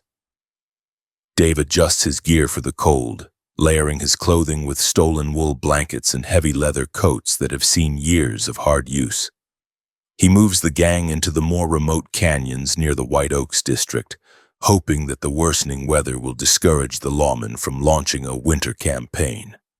He spends his time scouting the high ridges, his telescope focused on the distant trails for any sign of a mounted posse. The violence escalates in late November during a confrontation at a remote ranch house where the gang had sought shelter from a burgeoning blizzard. A local posse led by several determined ranchers surrounds the building, resulting in a prolonged exchange of gunfire that lasts into the night. Dave positions himself at a window, his Winchester carbine spitting flame into the darkness as he identifies the muzzle flashes of his opponents. During a lull in the fighting, a deputy named James Carlisle is sent into the house to negotiate a surrender. But the situation rapidly disintegrates into a chaotic struggle. When Carlisle attempts to escape through a window, he is struck by multiple rounds, including shots from Dave's weapon, and falls dead into the snow. The brutality of the act galvanizes the local community against the outlaws, turning the pursuit into a personal vendetta for many of the residents. December 1880 arrives with a series of heavy snowfalls that choke the mountain passes and turn the Pecos River into a sludge of ice and gray water. Dave and the Kid, along with Tom O'Folliard, Charlie Boder, and Billy Wilson, move toward Fort Sumner, seeking a place to resupply and find temporary comfort in the local saloons. The physical sensation of the extreme cold is a constant ache in Dave's joints. His fingers often numb as he handles the frozen reins of his horse. They arrive at the outskirts of the settlement on the night of December 19, 1880, moving through the deep drifts with a misplaced sense of security. They are unaware that Pat Garrett and his posse are already positioned in a darkened hospital building, their rifles aimed at the narrow trail leading into the town. The silence of the winter night is shattered by a sudden volley of gunfire as the outlaws ride into the ambush. Tom O'Folliard is struck in the chest, the force of the projectile throwing him backward in his saddle as he cries out in agony. Dave's horse is also hit, the animal collapsing beneath him and pinning his leg briefly in the freezing slush. He scrambles free with a desperate energy, his boots slipping on the blood-slicked ground as he seeks cover behind a nearby adobe wall. The air is thick with the smell of burnt powder and the screams of the dying horse, a sensory overload that Dave processes with a clinical detachment. He realizes that the position is untenable and signals for the remaining members of the gang to retreat into the darkness, leaving the mortally wounded O'Folliard behind. The flight from Fort Sumner is a nightmare of exhaustion and freezing temperatures as the 4 remaining outlaws push toward the northeast. They have only 3 horses among them, forcing Dave to ride double as they navigate the featureless plains in the middle of a gathering gale. The wind chill factor drops the temperature well below 0, the ice crystals cutting into any exposed skin like tiny razor blades. They eventually reach an abandoned stone house at a location known as Stinking Springs, a desolate spot where a small sulfur spring provides the only water for miles. The building is a windowless one-room structure made of heavy limestone blocks, offering little more than a shield against the wind. Dave enters the cramped space, his teeth chattering uncontrollably as he attempts to start a fire with a few handfuls of dry grass and horse dung. Inside the stone house, the atmosphere is one of claustrophobic desperation. The 4 men huddle together for warmth, their breath forming thick plumes of frost on the low timber ceiling. They have no food except for a small bag of dry flour which they mix with snow and eat raw. Dave spends the night sitting against the heavy wooden door, his revolver in his lap, listening to the howling wind for any sound of pursuit. He knows that Garrett is not far behind, and that the lack of cover around the springs makes an escape in the daylight impossible. He feels a sense of grim finality settling over him, the luck that carried him through the Kansas train robberies and the Las Vegas jailbreak finally beginning to fray. His physical condition is deteriorating, his body a map of old scars and new frostbite. On the morning of December 23, 1880, the first light of dawn reveals that Garrett's posse has surrounded the stone house during the night. The lawmen are positioned behind a series of low ridges, their rifles trained on the single doorway of the building.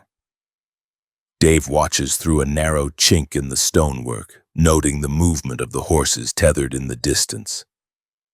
He realizes that the posse has the superior vantage point and that any attempt to leave the house will result in an immediate and lethal crossfire. The silence of the morning is absolute, a stark contrast to the violence he knows is about to erupt. He checks his ammunition for the last time, finding that he has less than 20 rounds left for his Winchester. The situation turns deadly when Charlie Boder attempts to step outside to feed the remaining horses which are tied near the doorway. As he emerges from the shadows of the house, the lawmen open fire, several copper-jacketed slugs striking him in the chest and shoulder. Boder staggers back inside, his face pale and his chest a ruin of torn wool and red gore. Dave watches the man's final moments with a cold, unblinking gaze, showing no sign of the empathy that might define a normal man. As Boder begins to lose consciousness, Dave pushes him back toward the open door, telling him to go outside and die among the enemy.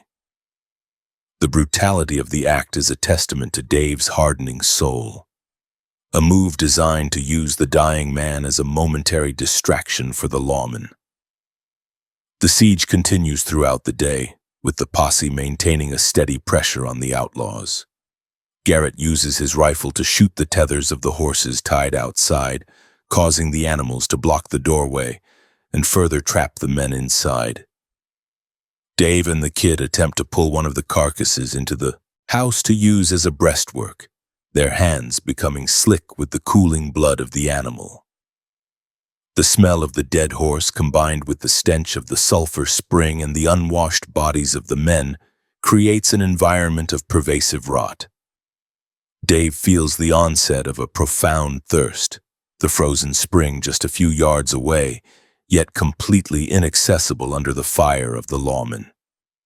He chews on a piece of raw horsehide to stimulate saliva, his mind focused entirely on the logistics of survival. By late afternoon, the outlaws realize that their position is entirely hopeless. They are out of food, water, and nearly out of ammunition, and the posse has begun to build a fire to cook a meal, the scent of roasting meat drifting toward the starving men inside the house. The psychological impact of the hunger and the cold is more devastating than the threat of the rifles. Dave and the kid engage in a brief, low-toned discussion about their options, the first time Dave has shown any willingness to defer to the younger man's judgment. They decide that a surrender is the only way to avoid being burned out of the building once the sun goes down. Dave takes a white flour sack and ties it to the end of a cleaning rod, slowly pushing it through the opening in the door. The surrender is a slow and tense process, as the outlaws step out into the blinding white light of the snow-covered plains one by one. Dave is the second man to emerge, his hands held high above his head, his eyes scanning the posse for any sign of a premature execution. He sees Pat Garrett standing at the center of the line, his rifle held loosely but ready, his expression one of professional satisfaction. The physical sensation of the wind on his face is a sharp contrast to the stagnant air of the stone house. Dave is ordered to lie face down in the snow, the cold moisture seeping into his clothes as the lawmen move in to bind his wrists. The iron shackles are snapped into place with a definitive, metallic click, the weight of the metal a familiar and hated burden. The journey from Stinking Springs back to Fort Sumner is a silent procession of defeated men and wary captors. Dave is forced to ride a mule, his feet tied beneath the animal's belly to prevent any attempt at escape. He looks back at the stone house only once, seeing the dark shape of the dead horse and the blood-stained snow as a marker of the end of his freedom. He feels a sense of profound fatigue, the adrenaline of the siege replaced by a hollow ache in his chest. He knows that the people of the territory will celebrate his capture, and he anticipates the long legal battle that will surely follow in the courts of Santa Fe or Las Vegas. He remains stoic, his jaw set in a line of cold defiance that even the presence of the gallows cannot break. Upon their arrival in Fort Sumner, the prisoners are placed under heavy guard in a local store. The townspeople gather to catch a glimpse of the notorious Dirty Dave and the legendary Kid, their faces filled with a mixture of curiosity and hatred. Dave ignores the stares, focusing instead on the meal of coffee and meat provided by Garrett. He eats with a frantic efficiency, his hunger overriding any sense of pride. He listens to the talk of the lawmen, noting the details of the upcoming transport to the railroad station at Puerto de Luna. He realizes that his only chance for a future escape lies in the transitions between jurisdictions, where the security might be less rigorous. His mind is already beginning to map out the interior of the various jails he will soon inhabit. The physical reality of his incarceration begins to settle in as the adrenaline of the capture fades. The red welts on his wrists from the shackles become inflamed, and the frostbite on his ears begins to throb with a dull heat. He is a man stripped of his weapons and his horse, the two things that have defined his adult life. However, the internal coldness remains intact, a psychological fortress that no lawman can breach. He views his captors not as superiors but as temporary obstacles to be overcome. He spends the night sitting on the floor of the store, his back against a sack of grain, watching the flickering shadows on the wall.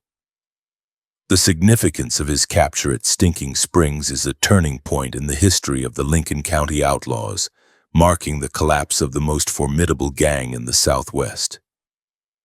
December 24th, 1880 finds the prisoners being moved toward the Las Vegas jail, a location Dave knows all too well from his days as a corrupt constable. The transport is a high-security operation, with Garrett taking no chances of a rescue attempt by the gang's remaining associates. Dave sits in the back of a wagon, his eyes fixed on the horizon as the landscape of his former crimes passes by.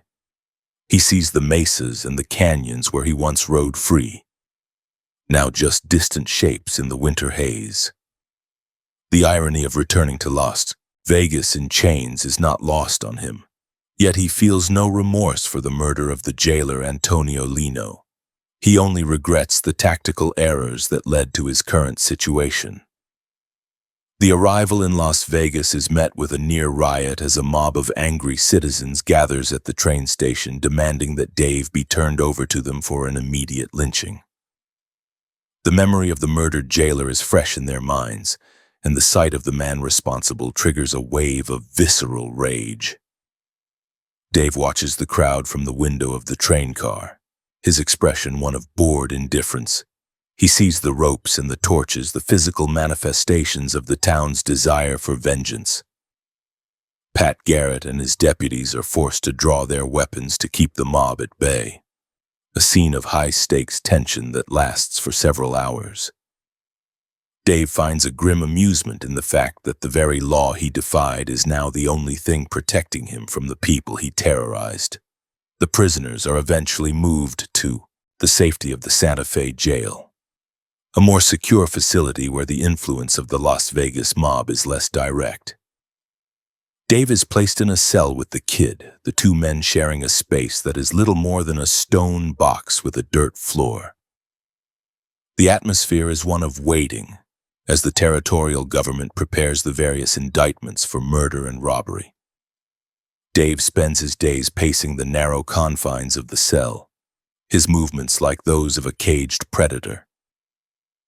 He listens to the kid's constant chatter and attempts at humor, but he rarely responds. He is focused on the physical details of the jail, the strength of the bars, and the routine of the guards. He is a man who is already planning his next move, even as the shadow of the rope grows longer. The significance of this period lies in the finality of the gang's reign. The capture at Stinking Springs has effectively ended the era of large-scale cattle rustling in Lincoln County, as the remaining outlaws are scattered or killed. Dave, Rudabaugh, the man even hardened killers feared, has been brought low by a combination of winter weather and the persistence of a single lawman. The transition from the open range to the stone cell is a physical and psychological shock, yet Dave's core identity remains unchanged. He is still the dirty Dave of the Kansas plains, a man who views the world through a lens of violence and self-interest. The history of the West will record his capture as a victory for order, but Dave sees it only as a temporary setback in a lifelong war against society. As December 1880 draws to a close, Dave sits in the dim light of the Santa Fe jail, his hands resting on his knees. The cold of the stone walls seeps into his body, a reminder of the winter that nearly killed him at the springs. He thinks of the men who died, Tom O'Folliard and Charlie Boder, and feels only a sense of relief that it was not him. He knows that his trial for the murder of Antonio Lino will be the first order of business in the new year, and that the evidence against him is overwhelming. He contemplates the possibility of a final violent escape, a move that would cement his legacy of infamy.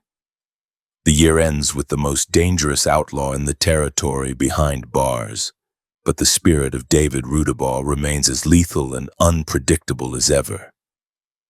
He reflects on the journey from Illinois to the Santa Fe jail, a path marked by blood, dust, and the constant pursuit of wealth. Every choice he made was a calculation of risk and reward, a steady descent into a world where human life has no value. He views his current situation as just another tactical problem to be solved, a challenge to his skill and his will.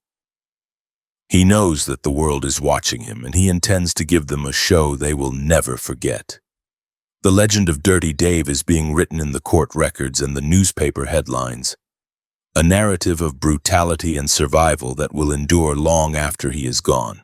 He closes his eyes and waits for the first light of 1881, ready for the next phase of his grim existence. January 1881 brings a grim silence to the Santa Fe jail where David Rudabaugh sits in a cell constructed of thick adobe and heavy iron. The air remains stagnant, smelling of old straw and the dampness that rises from the stone floor. He is a man accustomed to the wide horizons of the plains, yet here he is confined to a space barely 6 feet wide. His hands are perpetually cold, the iron shackles around his wrists biting into the skin until the flesh becomes raw and calloused. He spends his hours staring at the sliver of gray light that filters through the high, barred window, his mind tracing the paths he once rode as a free man. The legal system of New Mexico moves against him with a deliberate speed, and he knows that his history of violence has finally caught up with him in a place where he cannot run. The trial for the murder of Antonio Lino begins in April, with the courtroom filled with the angry citizens of the territory who have followed his career of crime. David is escorted into the room under heavy guard, his chains rattling with every step he takes on the wooden floor. He listens to the testimony of the witnesses with a flat, unchanging expression, his eyes fixed on some point in the distance that only he can see. The prosecutor describes the night at the Las Vegas jail in vivid detail, highlighting the brutality of the shot that killed the jailer. David does not testify in his own defense, recognizing that no words can erase the evidence of his actions. The jury returns a verdict of guilty of murder, a result that satisfies the crowd but leaves David with a sense of cold, internal isolation. In April of 1881, the judge sentences him to death by hanging, the words echoing through the silent courtroom like a hammer striking an anvil. David receives the sentence without a flinch, his jaw set in a line of hard defiance that has become his primary defense against the world. He is returned to the Santa Fe jail to await the execution date, which is set for several months in the future to allow for the completion of other legal matters. The physical reality of the death sentence settles over him like a heavy shroud, yet it does not break his spirit. Instead, it focuses his mind on the singular goal of escape, turning every waking moment into a search for a weakness in the stone and iron that hold him. He begins to study the patterns of the guards, noting who is lazy and who is susceptible to distraction. The environment of the Santa Fe prison is one of filth and neglect, with lice-infested blankets and a diet of thin soup and hard bread. David's physical condition begins to deteriorate, his ribs showing through his pale skin and his eyes sinking deep into his skull. He shares a cell with Billy Wilson, a fellow member of the Kids gang who is also awaiting trial. The two men speak in low whispers during the night, their voices barely audible over the scurrying of rats in the straw. They discuss the possibility of digging through the adobe walls, but the constant presence of the guards makes such an effort nearly impossible. David realizes that any escape will require a level of violence that matches the brutality of his previous crimes. He waits for the perfect moment, his patience a sharp blade that he keeps hidden from those who watch him. In May 1881, the authorities decide to transfer David back to Las Vegas to await the hanging ordered by the territorial court. The journey is a high-security operation with the prisoner locked in a heavy cage in the back of a wagon. As the wagon enters the outskirts of Las Vegas, it is met by a massive mob of townspeople who have heard of his arrival. The crowd is a sea of angry faces, many of them carrying ropes and torches, their voices rising in a deafening roar of hatred. They want the man who killed their jailer to face justice immediately, without the delays of the legal system. David watches them through the iron bars of the cage, his expression one of total contempt for the people he once terrorized. The situation nearly turns into a massacre as the mob surges toward the wagon, attempting to drag David out and hang him from the nearest telegraph pole. The deputies guarding him are forced to draw their weapons, their faces pale with fear as they realize they are outnumbered. They shove the wagon through the crowd at a gallop, the horse's hooves striking the wooden boardwalks with a frantic rhythm. David is eventually ushered into the Las Vegas jail, the very building where he committed the murder that brought him to the gallows. The irony of his return to the scene of his crime is lost on him. He is only concerned with the strength of the locks and the number of guards stationed at the door. He is placed in a cell deep in the interior of the building, a space that smells of damp stone and old blood. The spring months of 1881 are a period of high-tension waiting as David's lawyers attempt to appeal his death sentence in the territorial courts. He spends his days in a state of hyper-awareness, his ears tuned to every sound in the jailhouse. He notes the exact time the guards change shifts, and the specific way the jailer, a man named Juan Gallegos, handles the keys. He begins to interact more frequently with the other prisoners, identifying those who have the stomach for a violent breakout. He finds a kindred spirit in a man named Rodolfo Huara, a horse thief with a deep hatred for authority. Together they begin to formulate a plan that involves the use of smuggled tools and the systematic weakening of the jail's structural integrity.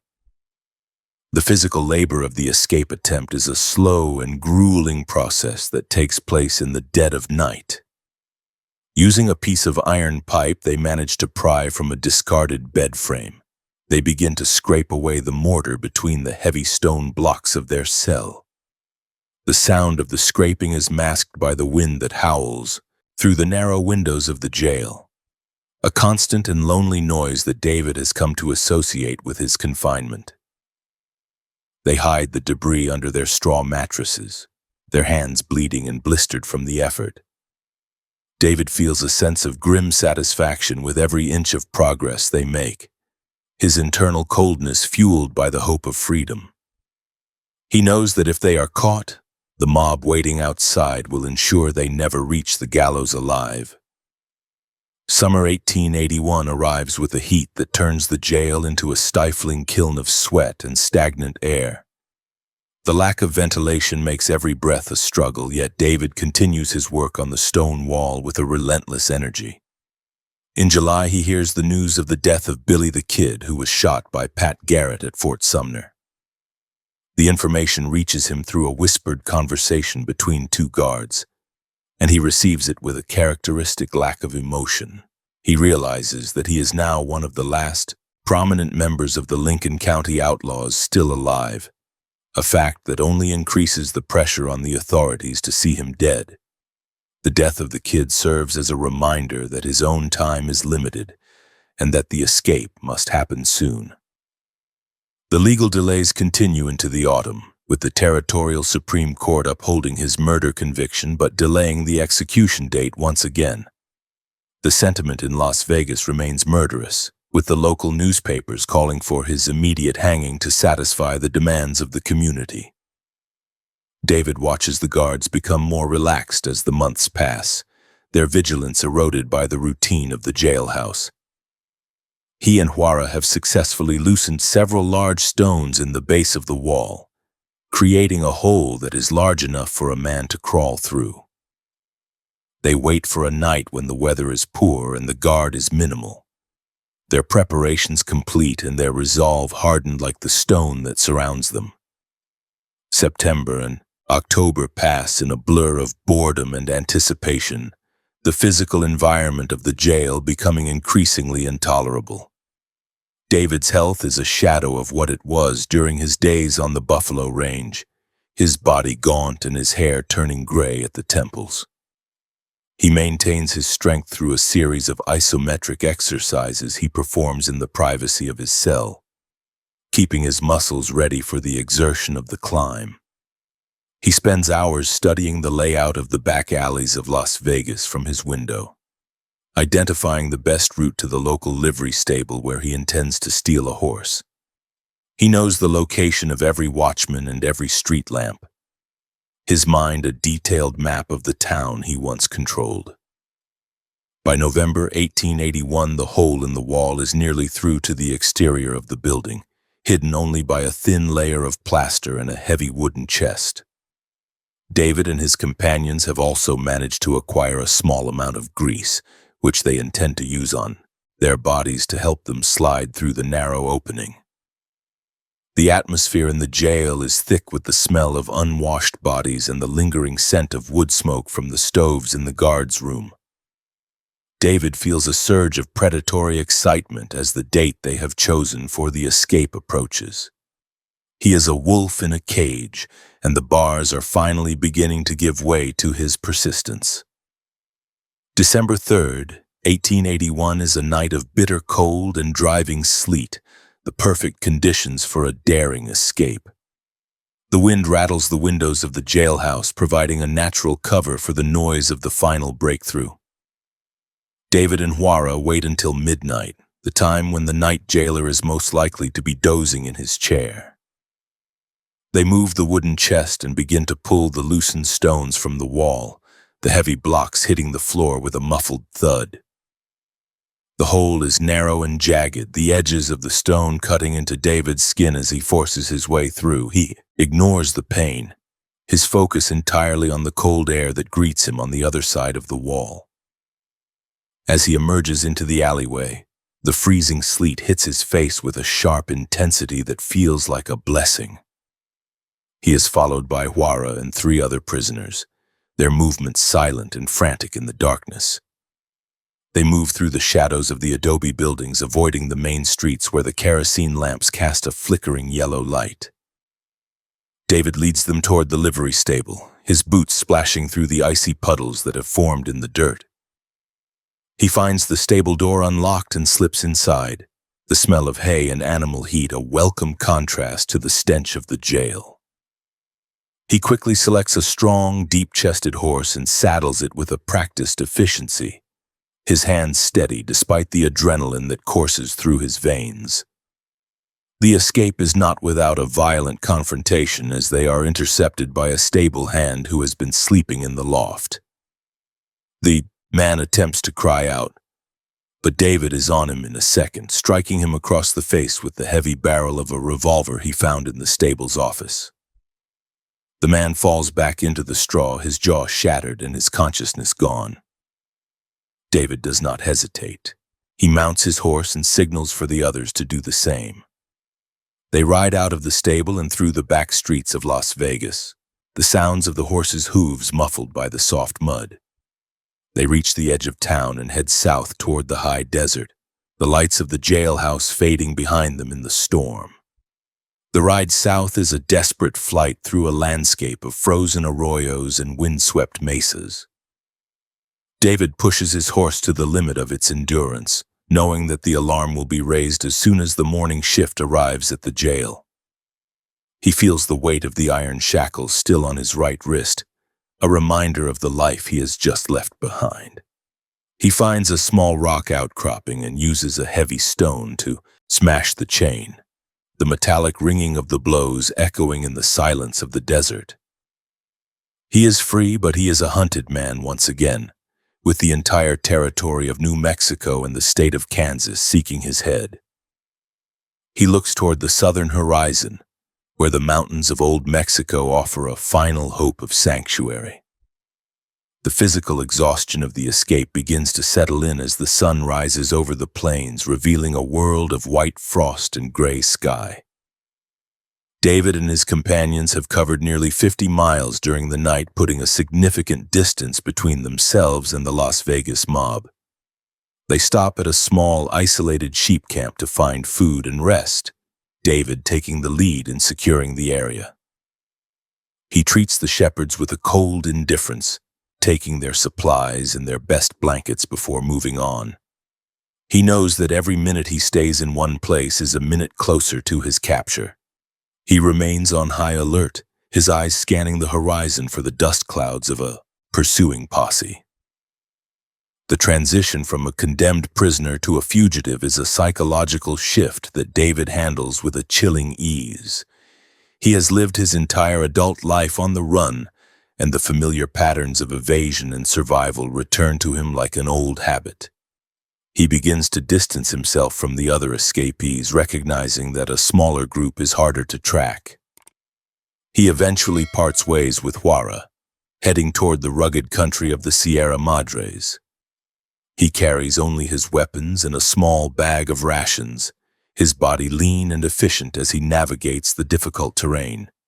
He is Dirty Dave once again, the man who defied the gallows and walked out of the strongest jail in the territory. During the final weeks of December 1881, David moves through the borderlands of Arizona and New Mexico, avoiding the towns and the main roads. He encounters a small party of travelers and robs them of their horses and gold, his methods as direct and brutal as ever. He uses the stolen funds to purchase supplies from the remote trading posts that dot the region, always keeping his identity hidden behind a layer of trail dust and a false name. The historical significance of his escape is not lost on the people of the West, who see it as a final proof of the incompetence of the law and the legendary resilience of the outlaw.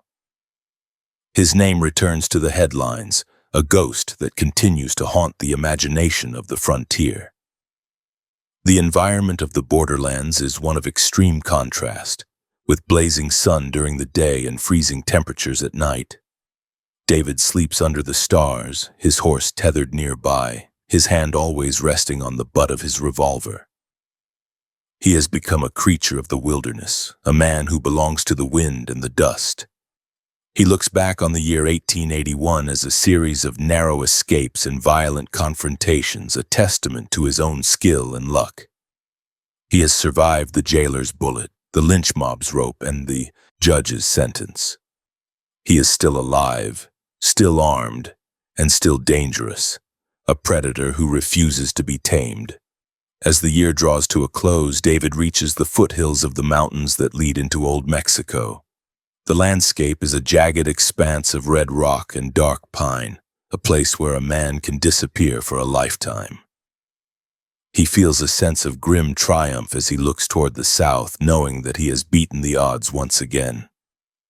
He is David Rudabaugh, the most feared man in the territories, and the world has failed to break him.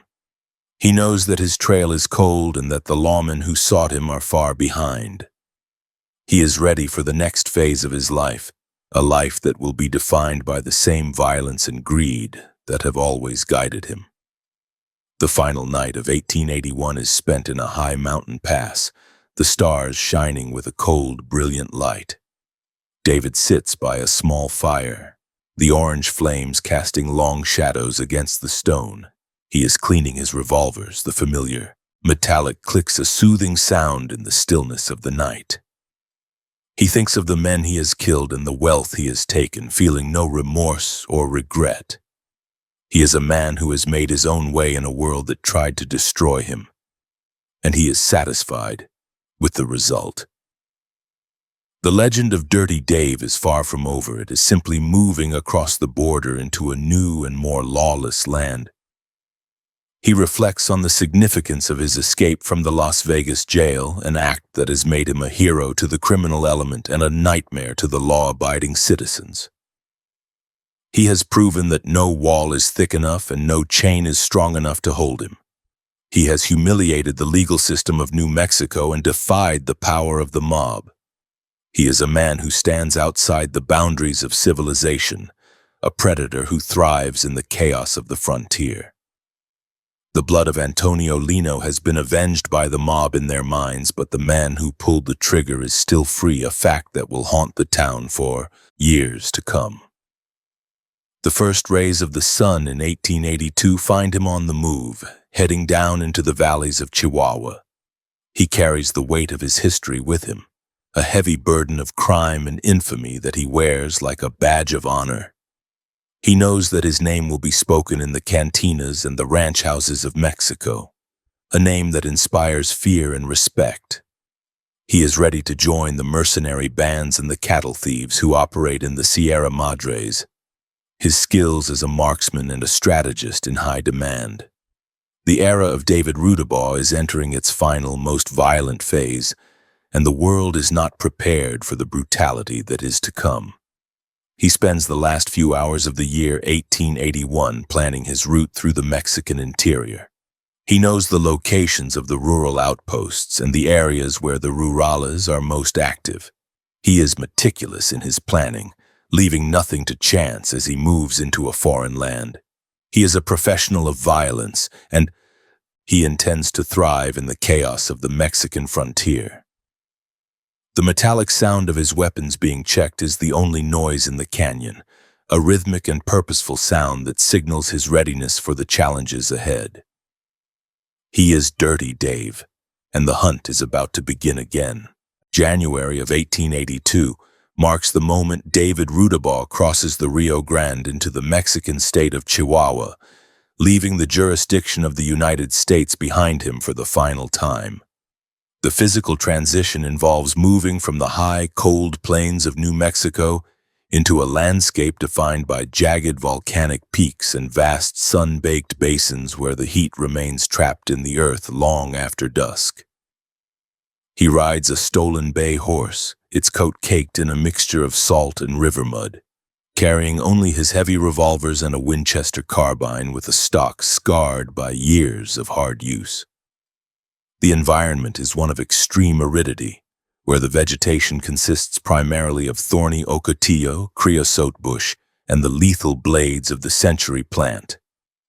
He finds himself in a territory where the central government in Mexico City is a distant abstraction, and the local power resides in the hands of wealthy hacendados and the marauding bands of outlaws who thrive in the canyons of the Sierra Madre Occidental. The first months in Chihuahua are spent navigating the intricate social hierarchy of the borderlands, where a man's survival depends on his utility to those in power. David seeks refuge in the remote mining camps and ranching communities, using his reputation for cold-blooded efficiency to secure work as a mercenary. He is hired by local landowners to protect their cattle from rival factions, a job that involves long, solitary patrols through the narrow passes of the mountains. The air at these high altitudes is thin and crisp, carrying the scent of pine needles and wood smoke from the hidden fires of the indigenous people who inhabit the caves. He learns the rudimentary Spanish necessary to communicate his demands, though he remains a man of few words, his flat eyes conveying a level of threat that transcends any language barrier. His physical presence is a jarring contrast to the local population, his skin scorched a deep red and his clothes a tattered collection of wool and leather. By June 1882, he is deeply involved in the violent disputes between the cattle kings of northern Mexico, serving as a tactical advisor for raids against competing haciendas. He orchestrates the theft of hundreds of head of stock, using the same precision he perfected on the Kansas plains to ensure the animals are moved quickly across the difficult terrain. He shows no mercy to the vaqueros who attempt to defend their herds, using his rifle to eliminate resistance from distances that the local gunmen cannot match. The physical reality of these skirmishes is one of sudden, explosive violence followed by long periods of silent flight through the arroyos. The smell of burnt powder and the copper scent of blood become the permanent markers of his occupation. He views the conflict not as a political struggle, but as a series of tactical puzzles to be solved through the application of superior force. The winter of 1882 is spent in the high-altitude reaches of the Sierra Madres, where the temperature drops significantly and the peaks are capped with a thin layer of dry snow. David huddles in a crude dugout made of stone and pine logs, surviving on a diet of dried beef and cornmeal. The isolation is absolute, with the only company being the wind that howls through the canyons and the distant cries of mountain lions. He spends his days maintaining his firearms, the metallic clicks of the action being the only sound in the frozen silence. He realizes that the luck that allowed him to escape the Las Vegas jail is still holding. But he remains hyper-aware of the fact that the Mexican authorities, particularly the rurales, are becoming aware of the foreign outlaw in their midst. He keeps his horse saddled and ready at all times, the animal's breath forming thick plumes of frost in the morning light. 1883 sees a shift in his activities as he begins to interact with the various Apache bands that move freely across the international border. He finds common ground with these warriors in their mutual defiance of the encroaching modern world and their mastery of the wilderness. He engages in the trade of stolen weapons and ammunition, providing the bands with high-grade Winchester rounds in exchange for gold and silver. The terrain where these transactions occur is a labyrinth of red rock canyons and hidden springs, a place where a man can disappear for years without detection. David learns to navigate the most treacherous passes, his body becoming even leaner and more efficient as he adapts to the demands of the mountain environment. He develops a profound respect for the Apache methods of camouflage and ambush, incorporating their techniques into his own defensive strategies.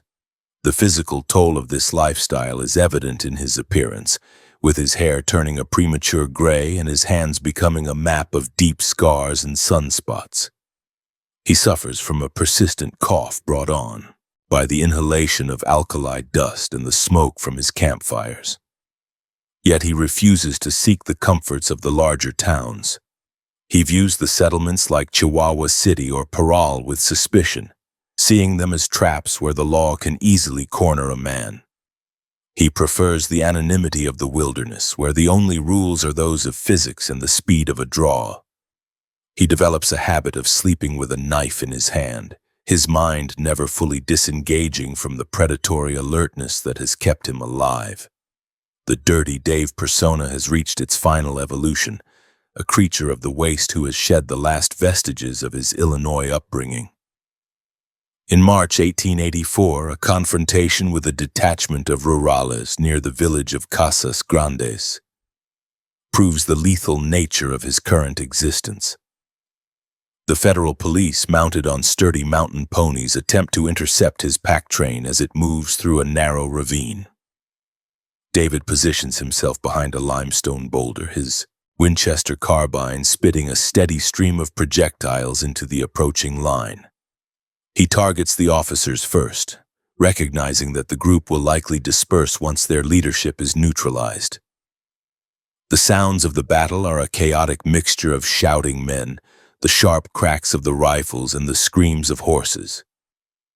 He kills 3 of the rurales before the others retreat into the brush, their blue uniforms a stark contrast to the ochre dust of the road. He does not celebrate the victory, he simply reloads his weapon and continues his journey, his mind already calculating the next likely location for an ambush. The year 1885 brings an increase in the pressure from the Mexican government, which is attempting to modernize the interior and eliminate the bands of foreign mercenaries. David finds himself pushed further south into the rugged heart of the Sierra Madres near the border of Durango. The landscape here is even more extreme, with deep barrancas that drop thousands of feet into tropical valleys. The heat in the lower elevations is heavy and humid, a sharp contrast to the dry cold of the peaks.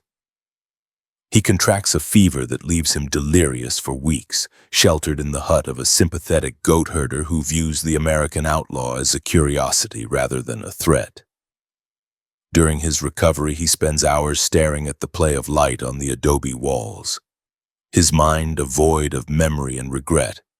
He is a man who has lost his connection to time, existing only in the immediate requirements of his physical survival. As his strength returns, he resumes his role as a bandit leader, gathering a small crew of Mexican outlaws and American drifters who have also fled the law. They target the silver convoys that move from the mountain mines toward the railheads, using explosives to breach the heavy iron chests. David takes the largest share of the loot, hiding the silver bars in various caches throughout the mountains. He has no plan for the wealth, no vision of a comfortable retirement. He accumulates the metal because it is the only way he knows how to exert power over a world that has rejected him. The significance of his raids becomes a topic of conversation in the saloons of El Paso and Tucson, with rumors circulating that the notorious Rudabaugh is building a private empire in the Mexican wilderness. He accepts the notoriety with a grim satisfaction, knowing that his name still inspires fear. The environmental reality of the Chihuahua Desert in late 1885 is one of prolonged drought, with the waterholes drying up and the cattle dying by the thousands. David and his gang are forced to move constantly to find sustenance, often raiding small villages for grain and water. These encounters are frequently violent, as the villagers attempt to protect their meager resources with ancient muskets and pitchforks. David shows no hesitation in using lethal force to secure what he needs, viewing the suffering of the local population with the same detachment he once showed to the buffalo. He has become a part of the cycle of predation that defines the frontier, a man who takes because he can. The stench of his unwashed body and the metallic scent of his weapons follow him like a physical aura, a warning to all who cross his path. In January 1886, David moves his operation toward the district of Parral, a region known for its rich mines and its history of political volatility. He becomes involved in a localized conflict between two rival families over the ownership of a lucrative silver claim. He is hired as a professional gunman, tasked with ensuring that the opposition does not interfere with the mining operations. He spends his nights patrolling the perimeter of the mine, his Winchester held loosely in his arms as he scans the dark hills for any sign of movement. The work is lucrative, providing him with a steady supply of gold coins and high-quality mezcal, which he uses to dull the constant ache in his joints. He finds a sense of purpose in the structured violence of the mine wars, a throwback to his days with the Dodge City gang. The physical presence of David Rudabaugh in the Parral district is a source of constant tension among the local authorities, who recognize the threat he represents to the stability of the region. He walks the streets of the smaller villages with a heavy, rhythmic stride, his hand always resting on the butt of his revolver. He refuses to wear a mask or use a pseudonym, preferring that the people know exactly who is responsible for the violence. He develops a reputation for being an unpredictable and lethal drinker, prone to sudden outbursts of aggression if he perceives even the smallest slight. He is a man who has outlived his era, a relic of the lawless West operating in a country that is slowly beginning to tighten its grip on the frontier. The contrast between his brutal methods and the developing social order of Mexico is stark and increasingly unsustainable. The historical context of the mid-1880s is one of the final closing of the American frontier and the professionalization of law enforcement on both sides of the border. David is aware that his options are shrinking, as the telegraph and the railroad make it harder for a man to stay hidden. He receives word through his network of informants that the Pinkerton National Detective Agency has been hired by several railroad companies to track him down even in Mexico. This information heightens his paranoia, leading him to move his camp every few days and to trust no one but his immediate associates. He begins to view every stranger as a potential assassin, his hand moving to his weapon at the slightest sound. The psychological strain of the constant pursuit begins to erode his judgment, leading to more frequent and unnecessary acts of violence. By February 1886, David has established a temporary base of operations in a small adobe house on the outskirts of Parral. The building is situated on a low rise, providing a clear view of the road leading into the town. He spends his days sitting on the shaded porch, cleaning his revolvers and watching the movement of the freight wagons. The air is thick with the smell of dry dung and wood smoke, the sounds of the town a distant murmur in the background. He feels a sense of impending finality, a premonition that the streak of luck that has carried him for 3 decades is nearing its end. He does not fear the end. He only hopes it will be a violent one, consistent with the life he has led. He checks the priming on his ammunition with a meticulous care, ensuring that every round is ready for the confrontation he knows is coming. The significance of his time in Mexico lies in his refusal to adapt to a world that no longer has a place for the professional killer. While other outlaws sought a path to legitimacy or disappeared into the shadows, David Rudabaugh continued to operate with a blatant disregard for the changing times. He remained a predator until the very end, a man who defined himself through the barrel of a gun and the theft of property. His presence in Chihuahua and Durango was a final bloody chapter in the history of the legendary outlaws, a testament to the enduring power of the lawless spirit. He was the man even hardened killers feared because he had no bottom to his brutality and no limit to his will to survive.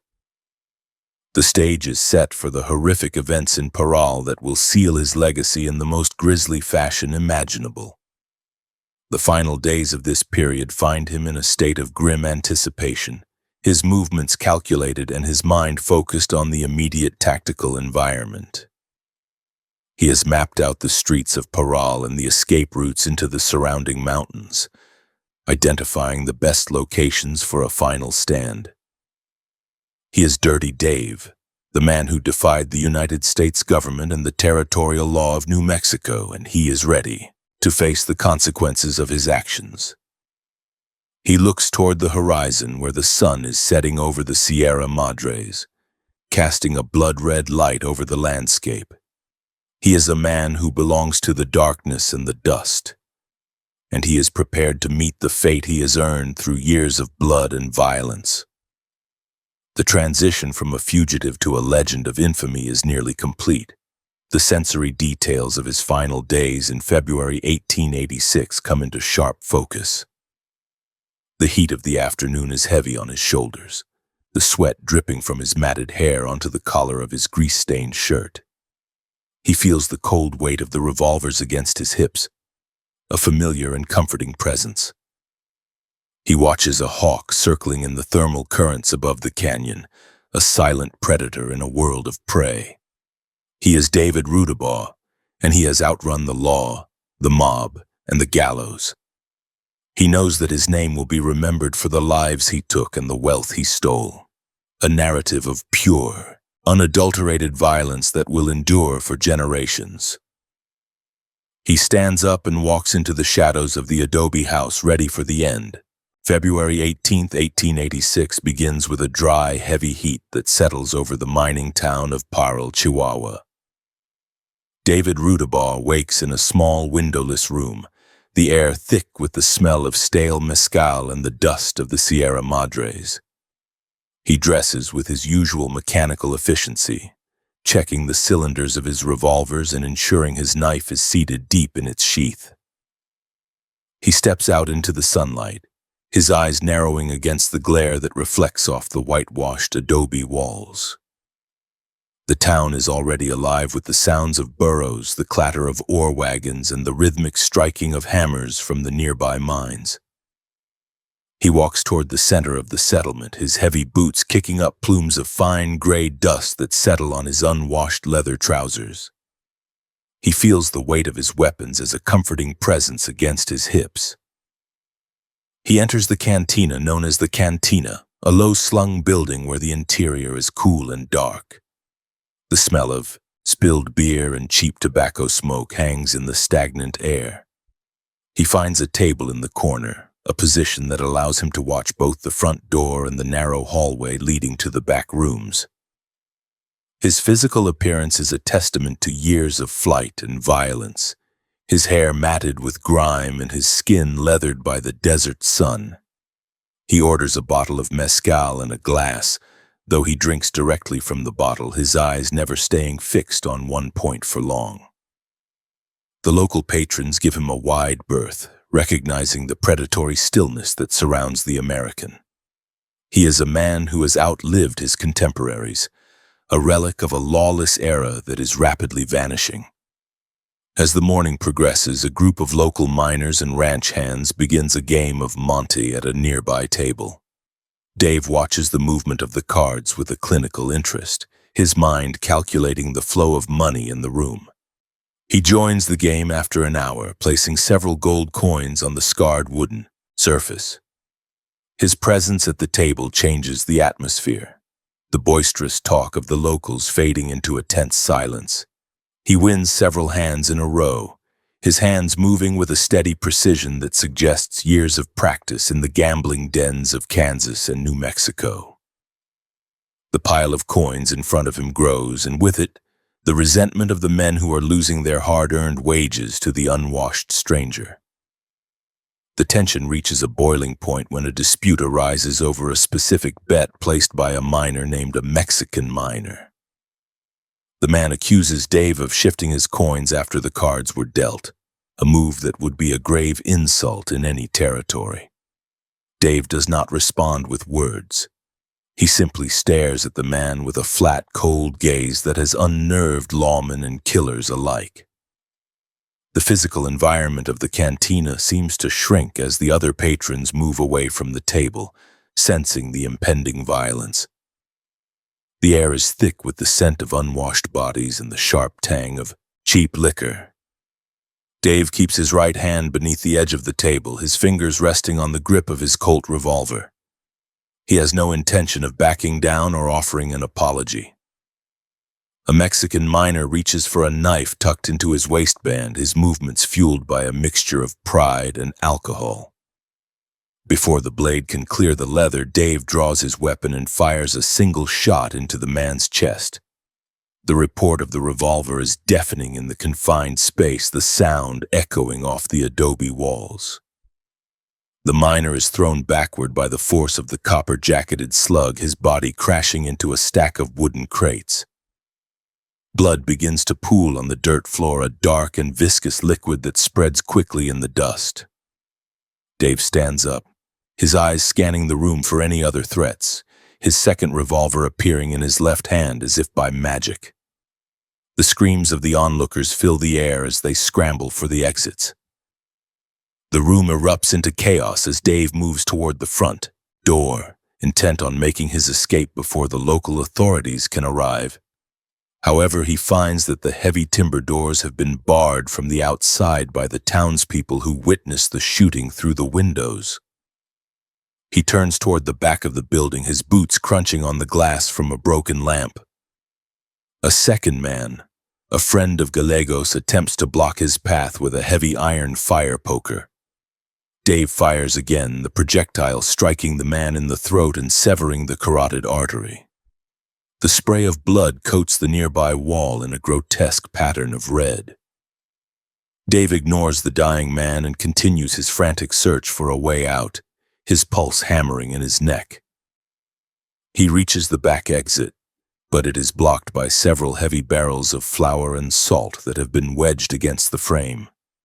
He realizes that the townspeople of Parral have reached their limit with his presence and the violence he brings.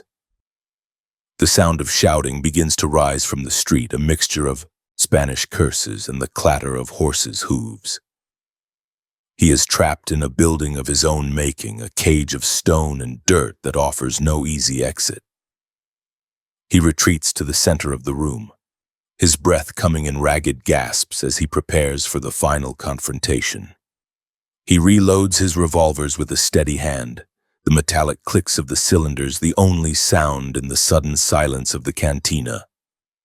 The mob outside has grown in size and anger, consisting of miners, vaqueros, and shopkeepers who have all suffered under the shadow of the lawless men who haunt the Sierra Madres.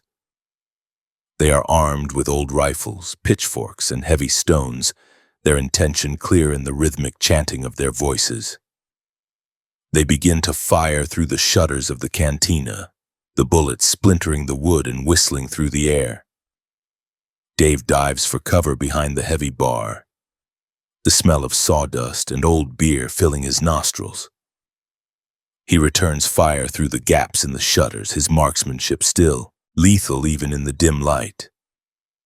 He identifies a man carrying a torch and shoots him through the shoulder, causing the fire to drop harmlessly into the dirt. A rifle bullet strikes the bar inches from Dave's head, showered him with splinters of dark mahogany. He realizes that the locals are not going to wait for him to surrender. They are intent on his complete destruction. He feels a sharp pain in his thigh as a projectile from an old Remington passes through the flesh, shattering a portion of the bone. He grunts in pain but does not cry out, his mind remaining focused on the tactical reality of his situation. He uses a discarded apron to tie a rough tourniquet around his leg, the blood soaking through the white fabric in seconds. The physical sensation of the injury is a cold, dull throb that threatens to cloud his judgment. Yet he remains upright, his weapons held ready. The mob begins to use a heavy timber as a battering ram against the front doors, the sound of the impacts vibrating through the entire building. Dave fires a volley through the wood, hoping to discourage the men on the other side, but the momentum of the crowd is too great. He hears the sound of wood splintering and the iron hinges groaning under the pressure. He knows that once the door gives way, he will be overwhelmed by sheer numbers. He moves to the side of the room, positioning himself behind a heavy oak table that he has overturned. He has 4 rounds left in his first revolver and a full cylinder in the second. He knows this is the end of a long and bloody trail. The front doors finally shatter inward, the sunlight pouring into the dark room in a blinding white shaft. The mob surges forward, led by several men with long-handled axes and sharpened spades. Dave opens fire, his shots finding their marks in the chests and heads of the first 3 attackers. They fall in the doorway, their bodies creating a temporary barrier for those behind them. However, the crowd is undeterred, driven by a collective rage that overrides the fear of his guns. They scramble over the fallen men, their faces contorted with hatred. Dave fires his last rounds from the first Colt, the metallic click signaling the end of his primary defense. He switches to his left hand, the second revolver barking as he targets the nearest men. A heavy stone thrown with precise aim strikes Dave in the forehead, opening a deep gash that immediately begins to bleed into his eyes. His vision blurs, the room turning into a chaotic smear of gray and red. He falls to his knees, his finger still pulling the trigger of his last weapon. He feels the cold steel of a pitchfork enter his side, the tines passing through his ribs with a sickening crunch. He strikes out with the butt of his empty revolver, shattering the jaw of one of his attackers before he is swarmed by the others. The weight of a dozen men presses him down into the dirt, their hands tearing at his clothes and his hair. He feels a series of sharp stabs in his back and chest as the knives find their marks. The final moments of David Rudabaugh are a blur of physical agony and the sounds of the mob's triumph. He feels his strength leaving him as the blood drains from multiple wounds onto the thirsty dirt floor. He looks up at the ceiling of the cantina, the dark timbers fading into a black void. He thinks of nothing. No regrets, no memories of Illinois, and no thoughts of the men he killed. He is a predator who has been brought down by the pack, and he accepts the outcome with the same cold indifference he showed to his victims. His heart gives a final, stuttering beat, and then he is gone. The man even hardened killers feared is now a broken corpse in a dusty Mexican cantina. The mob does not stop with his death. Their anger requires a more visceral form of expression. They drag his body out into the street, the heels of his boots scraping across the wooden threshold he could not cross in life. The sunlight of the afternoon is harsh and unforgiving, revealing the extent of the damage inflicted on his remains. A local butcher, still wearing his blood-stained apron, steps forward with a long, heavy blade used for quartering beef. The crowd falls silent as he kneels beside the head of the outlaw. With a series of rhythmic, forceful strokes, he begins the process of decapitation. The sound of the blade striking the vertebrae is a sharp, wet noise that echoes in the quiet street. The act is performed with a clinical brutality that matches the nature of Rudabaugh's own life. The head is eventually severed from the torso, held aloft by the hair for the crowd to see. A cheer rises from the people of Paral, a sound of relief and vengeance that travels through the narrow alleys and up toward the mines. The blood from the head drips into the gray dust, turning it into a dark, muddy slurry. The body is left where it fell, a discarded shell of a man who terrorized the territories for 15 years. The significance of the moment is lost on no one. The era of the great outlaws has been answered with a level of violence that exceeds their own. A long pine pole is brought from a nearby construction site, its surface rough and unpeeled. The head of David Rudabaugh is forced onto the sharpened end of the pole, the wood passing through the base of the skull. The features of his face are frozen in a mask of grim defiance, his eyes still half open and staring at the horizon he will never reach. The pole is carried to the entrance of the town, near the road where the freight wagons arrive from the north. It is planted firmly in the ground, the head positioned high enough for everyone to see. The blood continues to trickle down the wood, drying into a dark brown stain in the afternoon heat. The display serves as a graphic warning to any other outlaws who might consider the Paral district a safe haven for their crimes. For several days, the head of Dave Rudabaugh remains on the pole, a grisly landmark that attracts swarms of flies and the curious stares of travelers. The physical decomposition begins quickly in the Mexican sun, the skin turning a sickly gray and the features beginning to sag. However, the identity of the man remains unmistakable, his reputation for violence ensuring that even in death, he is a figure of revulsion and fear. The locals pass by the pole without looking up, their silent satisfaction a testament to the end of his reign of terror. The news of his death and the manner of his end spreads quickly across the border, reaching the lawmen in Las Vegas and Dodge City. They receive the information with a mixture of professional interest and personal relief, knowing that the most resilient and dangerous of their former adversaries is finally accounted for. The grisly details of the decapitation become a staple of frontier conversation, a story told in the saloons and around the campfires to illustrate the eventual fate of those who live by the gun.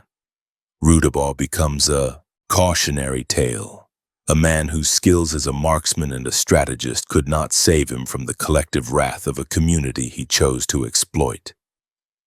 His death marks the final closing of the chapter on the Lincoln County Outlaws. The historical impact of his final stand in Paral is a reflection of the transition occurring throughout the West. The lawless frontier is being replaced by a society that is no longer willing to tolerate the presence of the professional killer. The methods used by the citizens of Paral, while brutal, are a manifestation of their desire for a permanent peace. They did not wait for a court or a hangman. They took the justice into their own hands and ensured that David Rudabaugh would never kill again. The decapitation was not just an act of vengeance, but a symbolic destruction of the outlaw archetype. He was not given a grave or a headstone, only a pole in the wind. The physical remains of the body are eventually buried in an unmarked pit outside the town limits, the earth packed down hard to prevent scavengers from disturbing the site. No words are spoken over the grave and no marker is placed to indicate who lies beneath. He returns to the dust of the earth, his identity erased by the very soil he once rode across with such arrogance. The head on the pole is eventually removed and disposed of as the stench becomes unbearable, leaving only the memory of the event in the minds of the people. Paral returns to its daily routines of mining and ranching, the shadow of the American outlaw finally lifted from the streets. The significance of David Rudabaugh's life lies in his total commitment to the path of lawlessness. From the plains of Kansas to the mountains of Mexico, he never wavered in his belief that the world was his to take. He was a man of superior skill and animal cunning, a predator who thrived in the gaps between civilizations. However, his failure to recognize the changing nature of the world led to his horrific end. He died, as he lived, violently, alone, and surrounded by the blood of his enemies. The story of Dave Rudabaugh is a narrative of pure, unadulterated brutality, a reminder of the dark heart of the Old West. He was the only man to have served with both the Dodge City Gang and the gang of Billy the Kid, a unique distinction that placed him at the center of the most famous conflicts of the era. He was a bridge between the different types of criminality that defined the frontier, from the corrupt lawman to the desperate rustler. His ability to survive for so long in such a lethal environment is a testament to his toughness and his lack of moral baggage. But in the end, even his legend was not enough to protect him from the simple reality of a town that had seen enough blood. He was a man who outstayed his welcome in the world of the living.